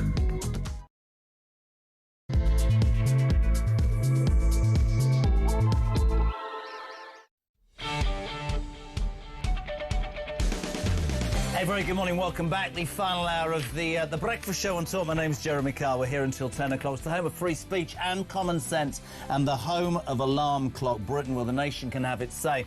In the next hour, Dr. David Bull, chairman of Reform, will be here very soon. If you want to ask David, because the man will answer any question, 87222, start your message with the word talk. You can leave a voice note, 0344 499 1000. And Samara Gill, our new roving reporter, SOS, send us Samara, achieving yesterday in 23 minutes outside the Iranian embassy something that Keir Starmer has not achieved, OK, not achieved in 18 months. If you look at the tracker, nigh on 65,000 illegal migrants since Starmer became Prime Minister, and she found 2 Iranians, one of which being pursued by the police, and got them on camera in 23 minutes. I think she might well become the new immigration minister. We say a very good morning. He came from lowly beginnings. He climbed the presentation tree. And now my dear friend is not only back here, but the chairman of Reform. Good morning, David Bull. Very good morning to you. Morning, Doctor. I have a bone to pick with you because I think you gave me a sore throat. I knew you were going to say this, and you're the doctor, so we worked all weekend. It was an interesting weekend. It was a great weekend. In my guise as you know, independent media advisor. Media advisor. Can I just say thank you so much for doing that, actually? Pleasure. And so just to explain to people, as chairman, I'm very keen that we have great candidates, that they're prepared as we go into the general election, which, my goodness, doesn't need to come sooner rather than later. But you and I trained 200 candidates over the weekend, and there were some really good people. Well, I was one of the things that's sitting here, and I was just there as an independent, broadcaster, being asked to use my television skills to scare the bits off these poor people. What skills? Yeah, thank you. Great start. Well done, David. But it's quite interesting because the rhetoric, a lot of the rhetoric is, these people, reform, ragtag bail. I saw a cross-section of young people, women, men, older men, I thought I would have passed 80% plus of the people I saw, which is extraordinary. And one of the criticisms, and we'll come on to Nadine Zahawi in a sec, is that, reform, it's in a slightly difficult position, your party, because on the one hand, people will say, don't just become a breeding ground for disillusioned crap Tories. And on the other, they say, you've got no experience, you can't go into government because all your MPs are going to be... So I was motivated by the weekend. We saw some good people, but let's bring it to Zahawi. Please do. Please do. For you personally, before I throw questions, what did you make of the decision? What do you think of the decision? Well, look, your point is very valid. So when I became chairman, we had 90,000 members. We now have 271,000 members. That's extraordinary. When I was deputy leader and Richard and I kept that party alive, we were polling at 2-3%. We are now polling at 33%. Another 2 polls, I think. Another 2 polls. I mean, look, there is some fluctuation, but if a general election was called tomorrow, which, my goodness, I hope it is, we would get anything between 271 and 450 parliamentary seats. So to go from 5 members of parliament to 450 would be extraordinary. Now, your point is really valid. So we've got great people. We've got people who are captains of industry or doctors or nurses or people who've been plumbers or electricians or whatever. They have come in and they're really passionate. And actually, just as an aside, one of the candidates that really struck me comes from a very difficult background. Both his father and brother are crack cocaine addicts. Remember. And he then told me what he would do about drug policy, and I was blown away, because that's the sort of people we need, isn't it? There was a mother who, at one point, I don't want to name her, who freaked out on some other part of the service. She came to me, she said, I'm not going to be able to do this, and I said, you will. Turns out that she's a teacher. Turns out that she hates the fact that the 3 R's aren't taught. She hates the fact that winning isn't seen as good anymore. I think there were some really interesting people, but...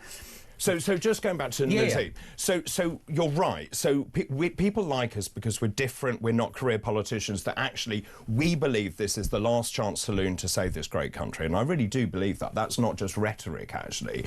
But at the same time, Nigel and I have spoken at length. We don't have the experience to run government. We don't have the experience to cut the blob down, and that's why the defection of Danny Kruger is a very good defection. Danny has a brain the size of a planet. He's incredibly thoughtful. And he is going to be, or he already is, head of preparing for government. And Nadine, so there has been some kickback on that. But look, he's a tremendously successful businessman. He was Chancellor of the Exchequer. He founded YouGov. He came in, and in the vaccine rollout, and as you know, I don't think people from this morning give a toss about the HMRC thing. It's all about the vaccine rollout. I would agree with that. Let me read. No, let me put you on the spot. All right. This is from Les in Birmingham. I received that many phone calls yesterday from friends whose reform votes were nailed on that have now been lost, including my wife and myself. Right. No explanation from David Bull will secure my vote now for Nadeem. All you politicians are cut from the same cloth. This has caused reform in my area unbelievable damage. You know I do it straight with you. Of course. You can respond to Les in Birmingham. Hello, Les. Good morning to you. Look, what I would say to you is actually, Nadeem, So I have major issues with what they did in COVID, as you know. My mother got a COVID vaccine injury, so I am very aware of what they did. What Nadine did was he was tasked with the logistics of rolling out the vaccine programme. He was not tasked with actually who should be vaccinated in that government. But the point is, we could only do what we did, and it was an amazing rollout, but we could only do it because we'd left the European Union, and so that was a really good plus side of leaving the EU. So in terms of that, he is a brilliant person. He understands the civil service. One of the things that we have said we will do is cut the blob down to size. Now, the whole point about this, and I mentioned it last night on the media, which is that we are turning people down. This is not a home for failed Conservative or Labour politicians. We are taking the brightest and the best. Look, OK, Les isn't happy with that decision, but I'll tell you what, as this then rolls on, and remember, Nadine doesn't actually have a formal role. He has joined us. That is the point. And in terms of the party growing, I have to professionalise it. We have to bring in people who know what they're doing. And so in some ways I rest my case. But look, give us a chance. I will prove to you that actually the party hasn't changed. Nigel, Richard and I have not changed our stance on compulsory vaccination, which was abhorrent. We should never have vaccinated children in the COVID pandemic because they didn't need it. And actually the idea, and remember, it was Whitty and Vallance and Hancock. Absolutely. And then he discharged elderly people from hospitals without testing them into care homes. My dad. And that is what was abhorrent. My dad. Don't think that we're being negative in any which way. From a texter, poll published this morning, you've seen this, right? Reform UK is at its lowest level since April, a new poll out this morning marking a continuation of the downward trend seen since October. The weekly Sky Times YouGov poll shows that Farage's party has dropped a further 2 points, whilst the Tory rise continues and Labour scrapes back a couple of points. Don't believe it. But also the point is that different polls will vary. So there was another poll last... You're getting good at this, aren't you? Don't believe it. Well... you know me very well. Obviously, this is my talk is my home. Actually, it's so nice to be back. It's lovely to see Lovely to have you. You're much smarter than me. You've already criticised my dress sense this morning. Look, I miss it. I was here for 3 years, wasn't I, hosting Weekend Breakfast? You were great. So it's lovely. It's never been the same. Mark Dolan's not a patch on you. I'm Good morning, joking, Mark. Yeah. But look, so the point is, and I know the talk viewers are predominantly passionate. Well, they're very passionate and they want this country to be better, as do I. And the point that I would make is, why did I leave talk? Because it was a home that I love and I love doing what I did, and as I said, great colleagues. But I did this because I passionately believe that I have to do it, because it's actually something that I feel so passionate about. And I go back to this thing that actually I think we are staring over an abyss. I agree. Listen to this. Dr. David Bull, in your last Christmas show for Talk, I text you, this is from Linda, and told you reform would take our country by storm. Congratulations, you've done an amazing job. Thank P.S. you. I do miss your shirts. Jesus. Michael on... You hate my shirts. No, I don't. Michael on Nadine, good morning. Morning, Jez. Great show. It's Michael from Corby here. Just dropping a note in on the point of Tories defecting to Reform. Reform was supposed to be a party of British people, for the British people, putting our needs first. They've imported every Muslim from the Tory party whose only interest is the Muslim community. Therefore, Reform will be no better than the Tories or Labour, and they won't get my vote. We need a party that's going to put British people first for once. Have a great one, mate. Thank you. Can I just make the point? They are British. So Zia is British. Layla is British. Nadeem is British. So I don't buy that in any sense. Look, the whole point is that anyone who comes to our party has to subscribe to our values. If they don't believe, and if they're not on the same page as me and Nigel and the rest of us, then they are not welcome in the party, and it's simple as that. I've seen that. You'll have to take people for what they are, but it's very interesting. And for people who criticise me and say, oh, you've just got David onto the first 2 questions, he's dealt with as you should deal with questions, because we live in a democracy. Reg Gardner, I don't know if he's a gardener or he's called Reg. He says, Jeremy, could you ask David, if Reform were to get into power tomorrow, as I hope they do, do we have enough people inside the party to run this country? Which is the absolute opposite to why are you recruiting all these people who have the experience? But that's true. And also, I made the point yesterday that we have lots of people from Labour coming over. Well, now, good morning, says Matt in Wolverhampton. Good morning, Matt. Massive Reform fan. He says, can you ask David, I'd like to ask him, when are we going to see a Labour defection to Reform? So I'm in the papers this morning because I said on another channel yesterday. Another channel? Well, I know apparently some other channels exist. I don't know. The point is that actually, when you look at who is defecting, 50% of Labour voters are now voting for us. We have lots of high-profile Labour councillors who've come across already. It would really help the rhetoric, actually, that we're hearing this morning, that it's just a home for Tories. But also, high-ranking Labour official we have been approached by high-ranking Labour MPs. Do they approach you, the party, or say in Zahawi? Invariably, it's people coming to you, not you casting the net. Invariably, actually. Invariably. So we have Labour MPs, we have due diligence, we go through everything as we do with all candidates and deep vet them. You know, it cannot be a retirement home for Labour MPs, for Tory MPs or anyone else. And actually, going back to the Tory party, the issue they've got is they're not Conservative, are they? It's not one party, it's 5 different parties. You've got Conservative Growth Group, etc., etc., and the New Conservatives and whatever else.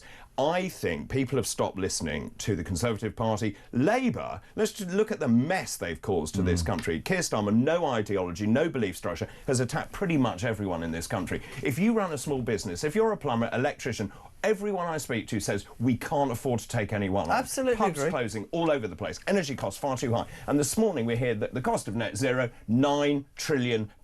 It's madness. Don't get me there. Let's go on the phones. Hertfordshire, Phil, a very good morning. You're through to Dr. David Bull. Phil?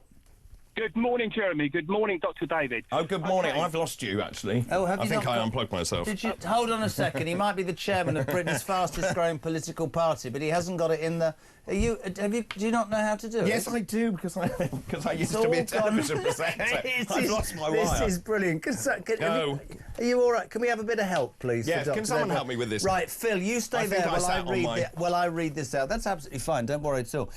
Here's an interesting one from Mary, who says, back with you. no party is going to be above criticism. All of these people.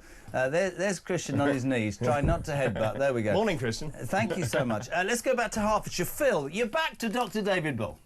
Good morning, gentlemen. Right, I'm spitting feathers listening to these people ringing in saying that they're not going to vote reform because Conservatives are joining. How shallow can you get?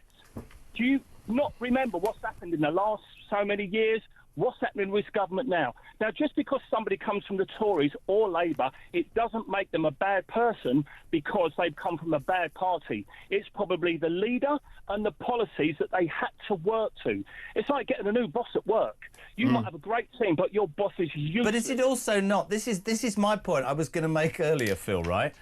How much of reform's support is people who believe their political home that used to be Tory has become reform because the Tories went in another direction? Somebody texted me, Dave, right, earlier and went, what would happen if Margaret Thatcher was reincarnated this morning and she rang up Nigel and went, the Tory party's rubbish, I want to join you? People would go, that's brilliant. Well, I mean, she certainly wouldn't join the Conservatives, would she? Because, of course, they're not Conservative in any sense. But he has a great point, Phil. You've got to believe in the process. But you do, Phil, and this is the point. And look, I am sort of on a balancing act of making this party and professionalising this party. So we went from nothing. Let's go back to when I was deputy leader. 2%. We had no infrastructure, nothing around the country. We are now in a position with 450 branches, amazing members and supporters who go out in all weathers, knocking on doors. Now, some of the decisions we take within HQ may not resonate with everyone immediately, but I think you will see there is method in our madness. And the one thing I would say about Nigel, and I've worked with him for a very long time, he is the shrewdest political operator I have ever met. And the other thing is that, and just going back to the analogy of a football team, for example, when you're in a party, outwardly, and he mentioned this at the press conference, we always agree, or I think it's important that we are seen as a team. Now, I will go to him and say I do not agree with you on certain things, as you saw possibly over the last few days. But we will then have a conversation and then we will come to a decision. At the end of the day, this party is held together by trust and a shared belief structure. Absolutely. And now you know that we've got to take a round here. We've got to take This is going to be interesting. So we've got the chairman of Reform who's now got to sit whilst I say a very good morning to a man who frankly has more titles than a man with more titles. He is the deputy chairman of the Conservative Party. He's the Minister for Policing, Immigration, Health, Doctors... No, he's a very good man, but he can't get a girlfriend. Matt Vickers, a very good morning to you, sir. How are you? Good morning. It's chucking it down here, Jezza. It's grim outside, but it's a little bit less cold than it was last week. Do you and David want to say good morning to each other? Of course I would. Good morning to you, Matt. Good morning, Dr. David. Matt, I think we should start with the biggest news story of the day. Yesterday, ex-Chancellor, ex-vaccine Minister Nadeem Zahawi, a man who lost his seat, resigned from your party and defected to Reform. Now, as is the wont of political parties, the Tories, a source told everybody this morning, do you know what? He was begging for a peerage. We didn't want to give it to him. He's not one of us anymore. You can do one. The other story coming out is that he didn't beg for a peerage. The ethos of what the Tory party is today has changed. What's your take on the situation, yours and the party's, Matt? Important we get it. So everybody keeps saying former Chancellor. I don't know how long was it the Chancellor for. I think it was about 24 hours. 2 months. The reality is, I knew. I know Nadeem. I think he's a nice chap. I'm not going to get in the gutter and slate him. But the facts are there. It's come out. He was begging for a peerage before he went across. He's a guy who said that he feared what a Nigel Farage Prime Minister would mean for this country. People will make their own decisions about that. They'll read the stuff. I'm not going to get in the gutter and slate the guy. He's a former colleague. Is he a loss to your party? I'm always disappointed when people leave the party. The reality is we got a good grubbing at the last general election. We're dusting ourselves down. We've learnt those lessons. I think Kemi's getting stuck in. She's bringing forward a plan. We're going to get out there and we're going to make our pitch. Whether people are on the side of the working people, whether people who aren't in favour of axing that two-child cap, who aren't in favour of spending ever more on benefits.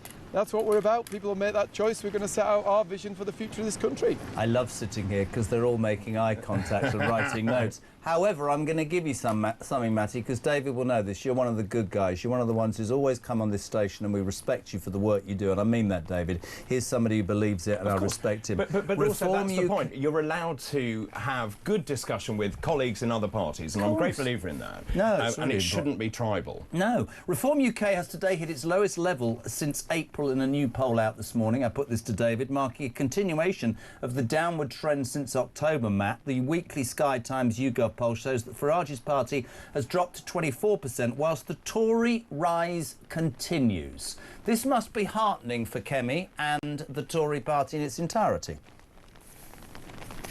Well, I think polls are polls. There's a hell of a long way to go before the next general election. We've got to carry on making our pitch.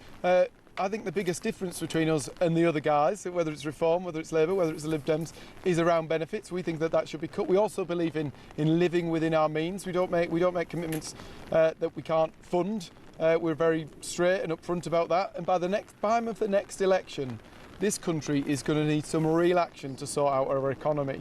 We're seeing 21% more people unemployed, people who can't provide for their families, who don't have the pay packet they need, who can't live out their aspirations because of the decisions made in number 10. Horrendous situation. Our economy is being absolutely trashed. The pubs are closing, people are losing their jobs. The benefits bill is rising by the week. It's entirely unsustainable. There's a hell of a lot of work to do. And by the time of the next election, people are going to be looking at that economy, and they're going to be looking for people who are responsible. Do you who think aren't going to dole out more in benefits? I who aren't know going to you make have unfunded commitments. I know you have to go to get sleep to come and do the papers on this show tomorrow morning. You don't know about that, but you're going to get a call.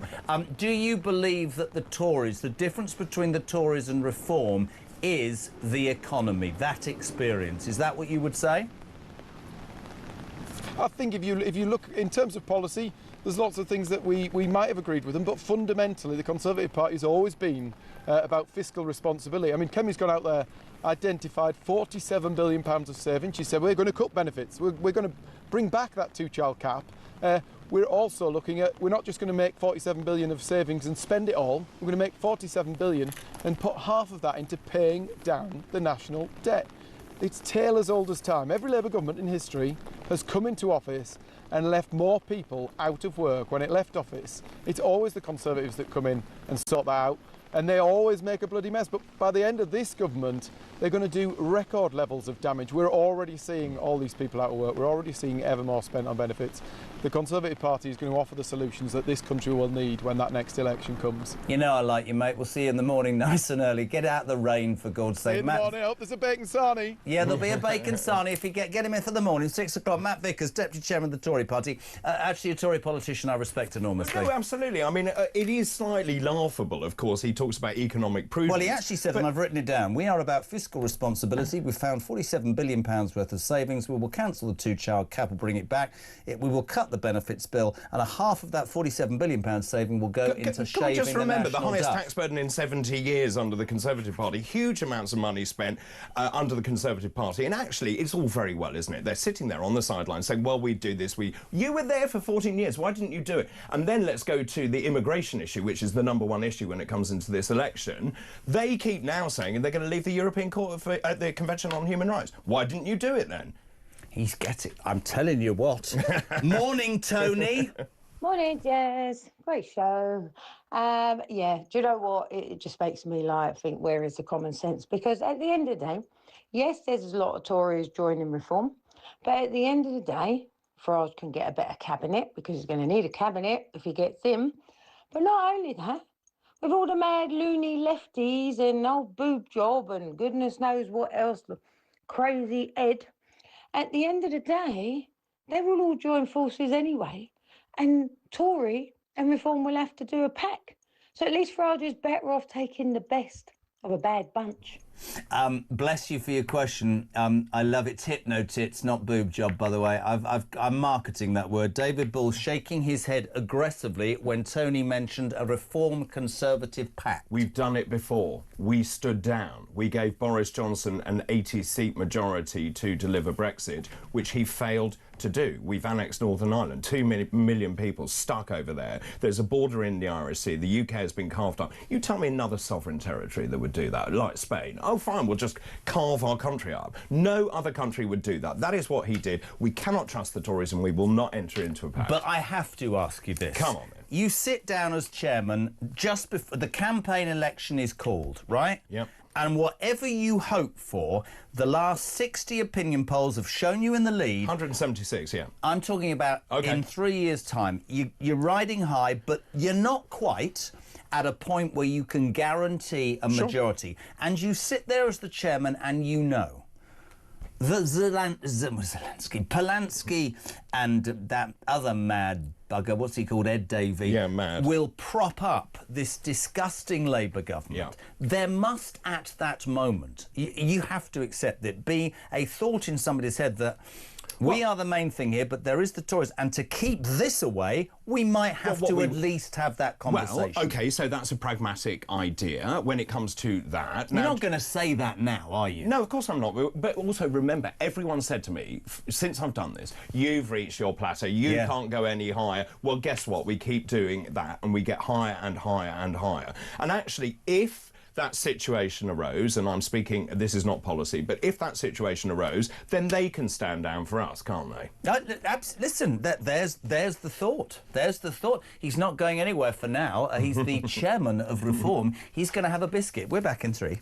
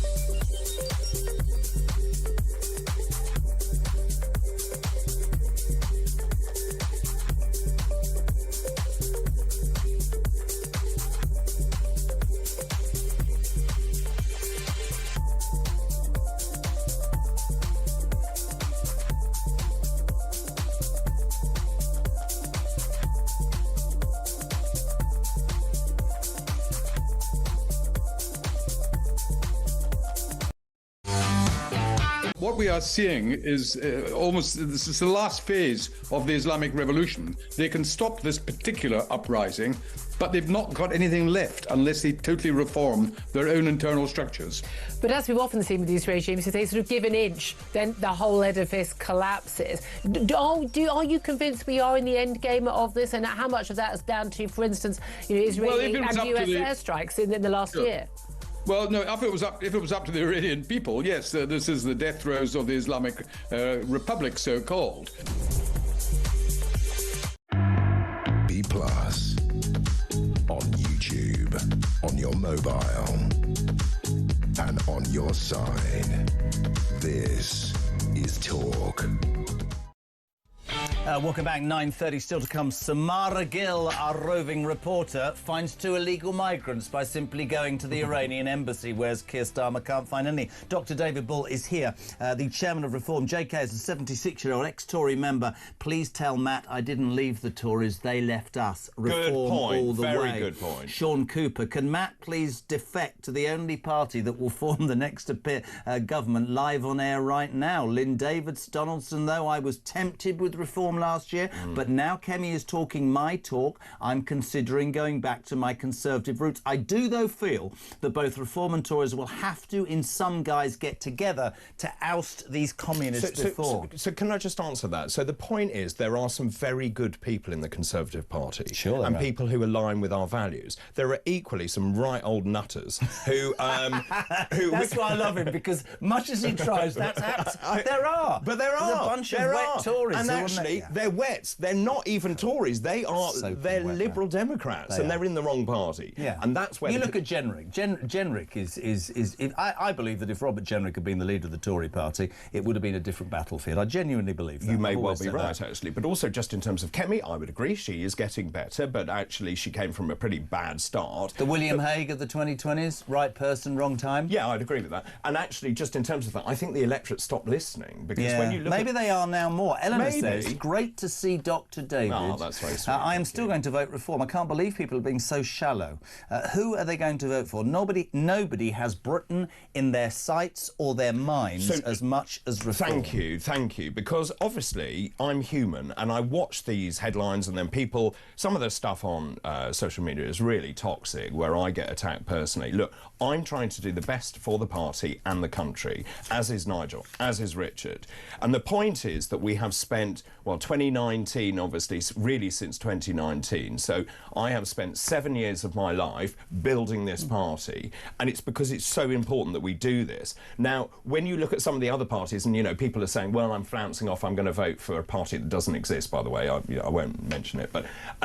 to get a political party up and running is not easy. It costs millions and millions of pounds. And so part of what I've been doing is talking to donors, talking to people who own businesses in this country, who are now giving us money because they can see that Nigel Farage will make the best Prime Minister.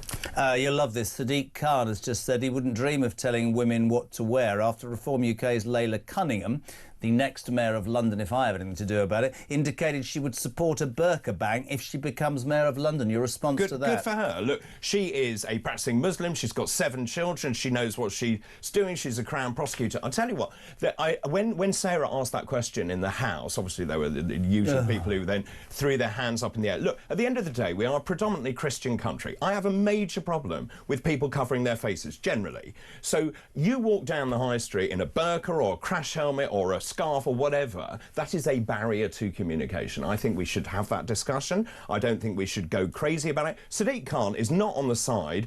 He's on his own side, actually, Sadiq Khan, but he's presided over a London that is failing, where you've seen knife crime up 67%. Oh, no, hold on. Homicide's down. He's made a right success, he told everybody yesterday. What a joke that is. Well, completely. And you talk to any Londoner, we are seeing people who cannot wear their watches in central London. Couldn't agree because more. we don't have enough police on the want street. to ask you quickly about X. For me, this government summed up in the last 24 hours. Yesterday, we want to ban X, said Liz Kendall, the technology minister, prepared to ban the social media platform after it accused the platform of using, we're creating child sex abuse and misogynistic deepfakes. This is all about Grok, right? Yeah. I make this point, I've made it all morning. as a father, you're the same. Nobody thinks that any of those vile images should be anywhere. Agreed. However, if you are taking X into your eyesight, Sir Keir Starmer, what about the other platforms? Because what you stand accused of is only saying this about X because you get so much criticism. But wait for this. That was yesterday afternoon. This morning, his great plan of ending the small boats crisis is to join bloody TikTok. It's brilliant, isn't it? Who actually showed a 24-hour video by an illegal migrant coming from bloody France to a hotel, and it got 1 million views. Yeah. Hypocrisy. They have Come no on. idea what they're doing. Since he signed the one-in, one-out deal, 14,000 illegal migrants have come to this country, and they've managed to deport 174. Brilliant. Excellent. Does it mean one in... Well, one in, one out, you know that deal. Not 1 million in and 1 out. No, but it's not even 1 in, 1 out, is it? It's 1 in, 1 out, 1 in, the hokey cokey, here we go. No one... I mean, the whole thing is... Never know what to put in or take out, what to shake about. There's but people also, coming everywhere. just going back to that, and it is a complicated issue, we now have AI, which is a very powerful tool. And Absolutely. Obviously, but like with any powerful tool, you then have to have a legislation and framework around that to protect people. What do you say to the people that said that by disagreeing with this online safety bill, I remember reading this, Nigel Farage is supporting people like Jimmy Savile? Not at all, not at all. Banning things is not the answer, but making sure it's well regulated and working with those social media providers. Kids are going to watch that. And actually, there's a much bigger issue for me, which is in COVID, they locked people up in this country. So the kids have no kind of confidence. They've turned to social media because of what the last government did. Couldn't agree more. Alex, good morning. Morning, Jezza. Alex here from Cardiff. Can you ask David Bull if it's possible that Keir Starmer could cancel the next general election, and what could we do about it? Thanks. Great show. Very interesting. He's cancelled local elections. That's a great question. Yeah, it's a great question, He isn't can't, it? can he? So only dictators cancel elections. Let's be very clear about that. They are running scared. So they are trying to postpone all of these elections because they know they're going to get an absolute thumping from us. That's not a democracy. Of course it's not a democracy. But the thing is that Keir Starmer is desperate to cling on to power. Let's just be very clear what's going to happen in 16 weeks' time, 16 weeks on Thursday, which is the elections in Scotland, in Wales, and in all 32 London boroughs, as well as other elections as well. These are, and this is what Nigel says, these are the midterms. If we do well in these midterms, we will go on to win the next general election. And I think there aren't many political commentators who would disagree with that. And actually, when you look at the progress we're making, in Scotland, we're polling at 28%. In Wales, we're polling at 24%. These are extraordinary numbers. In Liverpool, tribally Labour, at the last election, they got 80% of the... 80%. Now, they've got 40%. We're now polling at 26% in Liverpool. Interesting. Laura Jane is in Hampshire. Laura, you're through to Dr. David Bull. Good morning. Good morning to both of you and Happy New Year, And to you. David Bull. So I've got a few things to say. One, we have a Liberal Democrat Conservative MP here in Hampshire, if you want to call it. She really is, Caroline Noakes. Yes. And two, they've cancelled our council elections. We can't do anything about that. Three, unfortunately, the gentleman whose voice note about Britishness in the reform is what gives us a bad name, and that's why they call us racist, because we must, obviously Layla, who, God, I mean, she's amazing. When Nigel retires, I hope she'll be the next Prime Minister after him. It's very, very worrying that people come forward and say, oh, well, that's not British. The point is, they are British, and we must not be called racist. And the other point I would like to make is I do wish, if you're prepared to forgive Conservatives coming over to you and go into discussions, what about the amazing, I know you're not going to agree with me, but David, you've got to, Ben Habib and Rupert Lowe, they are both incredible brains, and somehow you've got to hit their heads together and shake them and say, we need you and they need you, because you're right. They are not a political party, and they won't be able to. No, they won't. But congratulations on so far. You have our branch is been here since I moved to Hampshire. I wish you'd come and visit us and Very give us a happy bit of morale. Well, so I have seen, I think, nearly 6,000 people over the last 6 months going around the country. Saw them this weekend, didn't we? 6,000. I feel like I saw 6,000. But, you know, going around the country, and actually no other political party is doing what I'm doing, because we're building this party from the ground up, not the top down. And actually, people are so thrilled when I turn up or Nigel turns up or whoever turns up. And you're going to see a lot more of that as we ramp up into May. The point about, I will answer the Rupert Lowe and the Ben Habib. I like both of them enormously. We served together in the European Parliament. We have great history together. And in fact, when I was deputy leader, and I was here actually at that point doing my weekend breakfast show, I couldn't cope with the amount of work. So I asked Ben to be joint deputy leader, which shows how much I like Ben. Now, when we managed to get those, I then worked on that election campaign. We got 5 members of Parliament elected. I then got a call from Nigel saying, I'm afraid you're going to have to stand down because I'd like Richard to do it, and it makes perfect sense. I wasn't elected. I never was going to be elected, and Richard became deputy leader, and he's a brilliant person to do that. And I didn't say anything. Ben's reaction, and we're all different, was different. And I'm a great believer that you bide your time, you stay with the cause, and things will work out. You certainly have done that, my friend. And that's what I did. And then Nigel called me and asked me to be chairman. What do you say to the people who say that those two individuals, in terms of not just their rhetoric, but how they feel would be a loss to a movement that so many people believe can end up in Downing Street? So, like any family, people fall out. Yeah. And you would have to ask them. I'm still on very good terms with them as people. I don't believe that they would be willing to work as part of a team. Both of them are very strong, very powerful, very charismatic. I think they are great politicians, and Ben, who I know terribly well, is very articulate, as you know. Oh, God, yes. But ultimately, would they want to join us? Would they be part of the team where we actually work together? And that's, you see, just, Laura, thank you for your call. Very quickly, and only one more, but that's the issue, isn't it? Because so many people who criticise Nigel Farage say it's a one-man band, and then when he does bring in people like Zahawi who have experience to spread it out, they go, what are you losing? Can I just, Kieran in Nottingham, please tell me Matt Hancock's not next. Matt Hancock is not next.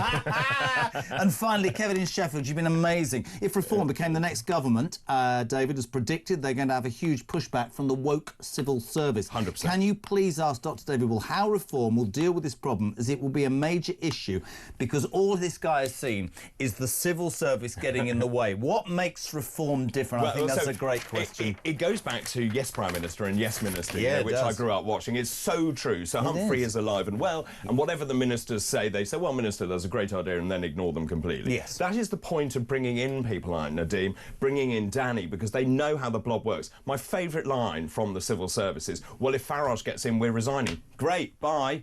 You know, is that what? Yeah. Because Sir John Redwood said to me, the ex-Tory thing, who I think should have been the leader of the Tory party, said to me the other day, I don't buy all this. When I was a cabinet minister, I made sure my bloody department did what I had been elected to do. I have a lot of time. Sir John Redwood, top man, and I think that's a relevant point. Also, where's the will? But also civil servants, and there are some brilliant civil servants who are very much on our side. And in fact, they are sort of closet reformers, because they can't come out and say that they like us, because it is not deemed to be socially acceptable within the civil service. So, look, at the end of the day, if we get the mandate from the British people, that means the British people want change. Yep. We then are in charge, and the civil servants should do what the ministers tell them to do. But do you think they do what... This is final question from me. Keir Starmer has the biggest majority in post-war Britain in decades. I think it's because he's got about as much DNA and political nous as a dead rabbit, to be perfect. I don't even know where that came from, a dead gnat, you can say. But I feel that it is about the person. John Redwood always said to me, you've got to have the will, you've got to be strong enough to want to do it. Nigel is that person. Well, that's also true, but Keir Starmer has no ideology. What does he believe in? I have no idea. They went into that election with no policies, no manifesto. Didn't need to, did they? No, they didn't need to. But you see, the thing is that we do have I was explaining this to someone last night. We have a direction of travel. We have an exoskeleton, if you like, where everything hangs off that. We know exactly what we are, who we are, and where we're going. And that's the difference between what Labour is doing and what we're doing. And in what is going to be interesting, I'll go back to May the 7th, if we do very well, Starmer will not be in place. No, well, I think that's right. We'll finish with Deborah, who says, I can't believe people are turning against reform simply because of who's coming to the party. Do they not bloody well realise that reform needs to be prepared with a full cabinet if a general election were called in the wake of May? If people genuinely want change and believe in the manifesto, they need to stand firm. Get your head out of the sand or we'll end up with exactly what we've already got or worse. It all comes down whether you truly want change or it's just the talk. This was on a guy earlier. I'm glad you weren't... Well, I'm not glad you weren't here. He rang up and he said, 6 of us in Liverpool, we're so offended about Nadeem Zahawi, we're going to vote for the Greens or Labour. And I went, well, I know. And everyone was going, make any sense. It was true, isn't it, Chris? And that was the call. Have you got the call? Not yet, no. Extraordinary. Believe in the product or don't believe in the product, right? I would agree entirely with that. And I likened this to, we are a start-up in many ways. If you take that analogy as a business, we're a start-up. We're now growing. We're no longer riding with stabilisers on the wheels. We're now, riding a bicycle. Actually, for me, and I mentioned this yesterday, I feel a bit like a proud father because the organisation now is much bigger than me, much bigger than Nigel, much bigger than Richard. It has its own entity and it's growing. And the work in Scotland, the work in Wales is amazing. In London, honestly, I feel this really, really passionately. I actually think we're at that tipping point, that sort of, seesaw. At one point, it will just then tip, and we're almost there. Listen, it's great to have you here. I want to make this a regular thing. Can I just, before you go, tell you about what's coming next, and you out there, Samara Gill, our new roving reporter, send us Samara. We sent her down to the Iranian embassy. Nigel went down there, of course, because we all want to free Iran from the mad mullahs who have financed, let's be honest, financed terror organisations across the Middle East.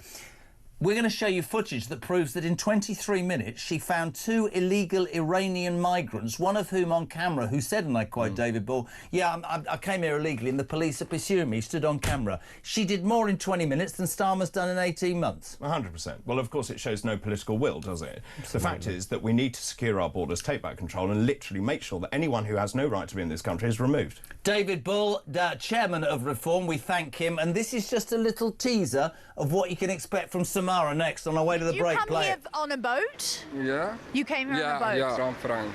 From France, yes, from Calais? Yeah. He's looking for him. Okay. All right. Okay. Police are looking for you? Yeah. Can I ask something on my... Wait, so the police why are the police looking for you? And how did you come to Britain? Actually by lorry. Right.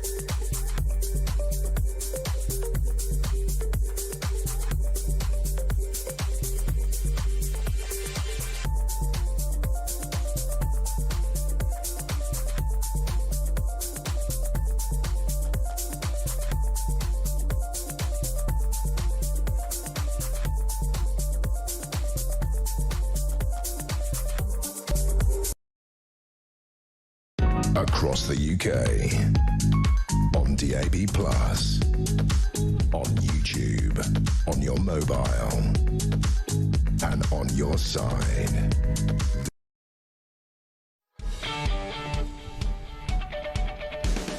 Thank you to Dr. David Bull, Chairman of Reform. We are going to bring him in, as we do with Robert Jenrick from the Tory party, who ring Rob. He comes in every couple of weeks to answer your questions. From now on, every couple of weeks, Dr. David Bull for Reform will come in and ask your questions. And I promise you this, if I could get somebody from the Labour Party to agree to do the same, the door is open from them. This is about you. Julia here at 10, but right now, our roving reporter, the legend that is Samara Gill. This is down to you. This is bloody extraordinary. Go. Well, it was crazy. I was there, as you said, only for about 20 minutes. This is the Iranian embassy yesterday, peeps. Just to put some clarity here, everybody down there saying, let's free Iran. You go and tell us what happens. It's extraordinary. I go and I see two asylum seekers. Now, they came up to me and said, I'm a refugee, interview me. And I thought, OK, well, you know, we bang on a lot at this channel about asylum seekers and refugees. Let's actually talk to one. And look, to be fair, yes, they are fleeing from a hostile regime. We know that much. And, you know, when he was talking about the police, we later found out it was the Iranian police he was fleeing from. However, the British police also got involved and did start questioning him just before we left. They told us to turn our cameras off so that they could figure out who this guy was, because it set off alarm bells. But, you know, it really scared me in some ways, because it does show that on the streets, walking around, we've got people who have come from a hostile regime, yes, where they go and they dangle people from cranes and hang them, where this person has clearly witnessed a lot of violence in his life, a lot of terror, been around a lot of Islamic extremism. I think that the point is, and we should say this before we play this, these people have escaped an awful regime, which all of us want ended. My point in why this is so shocking, right, is this absolutely makes it obvious to anybody how bloody easy it is to come into this country, and then that sends the message, you might not have come from a hostile regime, you might well be a criminal or a sex offender, and you're free to walk the streets. That's the truth, isn't it?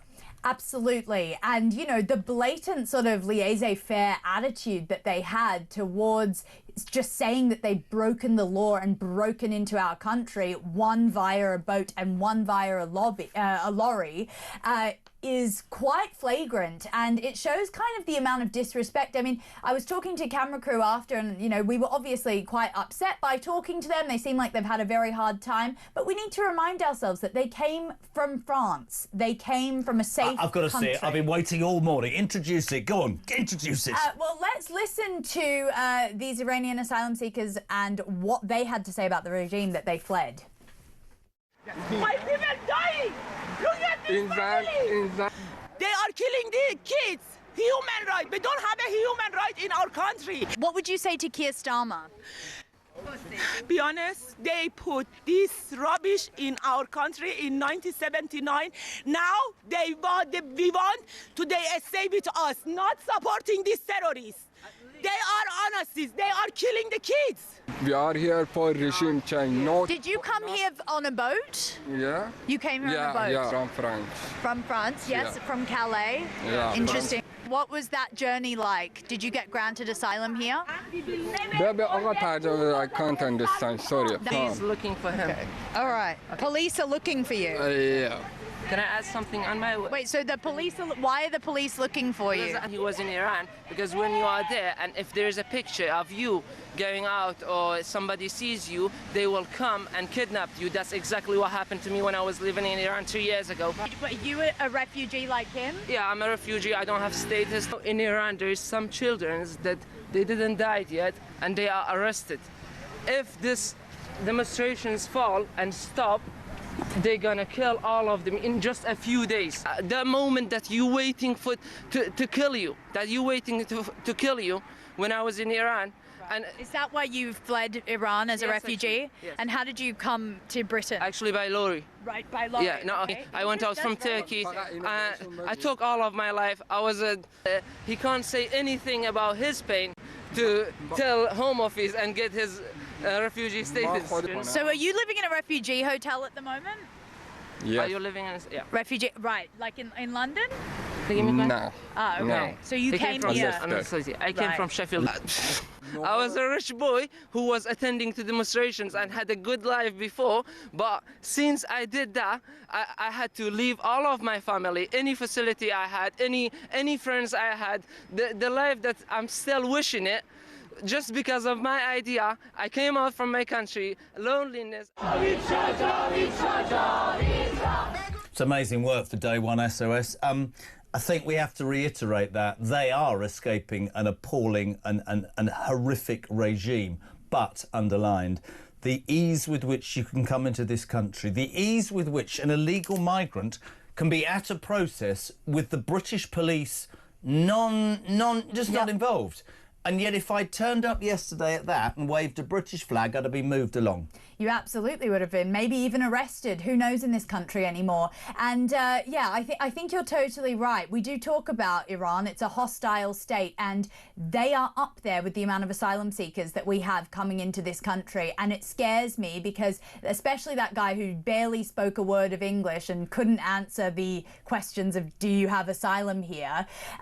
He could be a threat. We don't know anything about him. And why did he choose to come to Britain when he was in a safe country before? These are the questions that we need to ask, because our country's being eroded. If you're watching or listening to Keir Starmer or one of your lackeys, she should be your immigration minister. She found two and you found bugger all. Thursday is National Pothole Day. I am going to make it my mission to put Samara Gill in a hole somewhere in the middle of this country so that you cut up to her knees in potholes. Yesterday, tomorrow rather, ideas germinating in your head? I mean, I'm already talking to one of our great viewers, Matt. He's in Wolverhampton, and they've got 300 potholes on just one street with 2 primary schools. So I might go up there and give him a little a look in and see what's going on. And you said yesterday egregious. The way to fill in your potholes is to spray a Union Jack or the Cross of St George, because the council will come quickly and do that. Your suggestions, text for Samara 87222. Our brand new roving reporter, SOS, send us Samara. She will come wherever you are. You might watch this and go, oh, no, it's not. I don't care if we're in Scotland, Wales and all that. She will come to you and talk about your bin collection, illegal migrants, crime on the streets, burglary, shoplifting, whatever you want, hate crimes, hurty word crimes, anything, potholes. That was brilliant yesterday. What a start. Oh, please, no, I mean, it's Go and just, catch some more. Thank you very much indeed. She'll be back tomorrow. What is it, 5 to 10 on Talk Breakfast?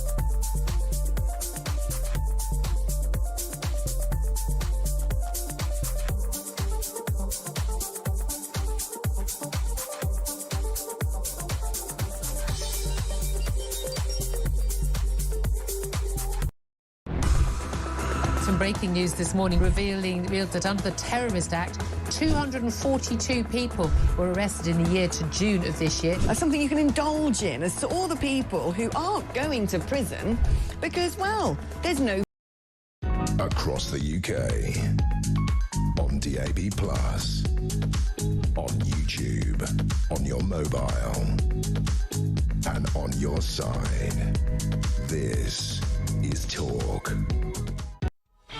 Welcome back, Jez. Great to see David Bull back on Talk. He was always my favourite, much better than you and Julia. People on the left and right, politicians are always saying that Reform supporters are racist and against diversity and inclusion. Yet, if you take a look at Reform, it's the most diverse, inclusive party out of all the others. It will work, says Ernie. Can I just repeat? So every Tuesday, Robert Jenrick, the Shadow Justice Secretary, will answer your questions, and every second Tuesday, David Bull, chairman of Reform, will do the same. We say a very good morning. Oh, God, I've forgotten the bacon sandwich again, Barbie. No, it's a good thing. It's a good thing. We're on the post-holiday diet still, honestly. You don't need to be. You look gorgeous.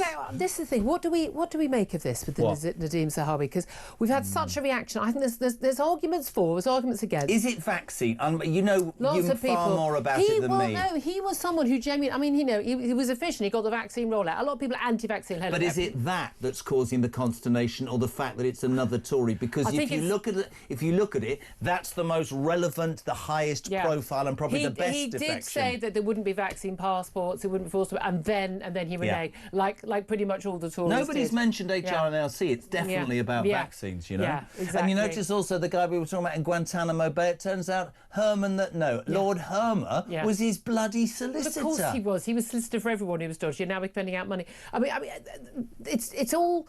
The whole thing is mad. Starmer's not on X, by the way, at the moment, but he's happily having a TikTok account. Mate, I don't even... Off X, let's use TikTok. I I thought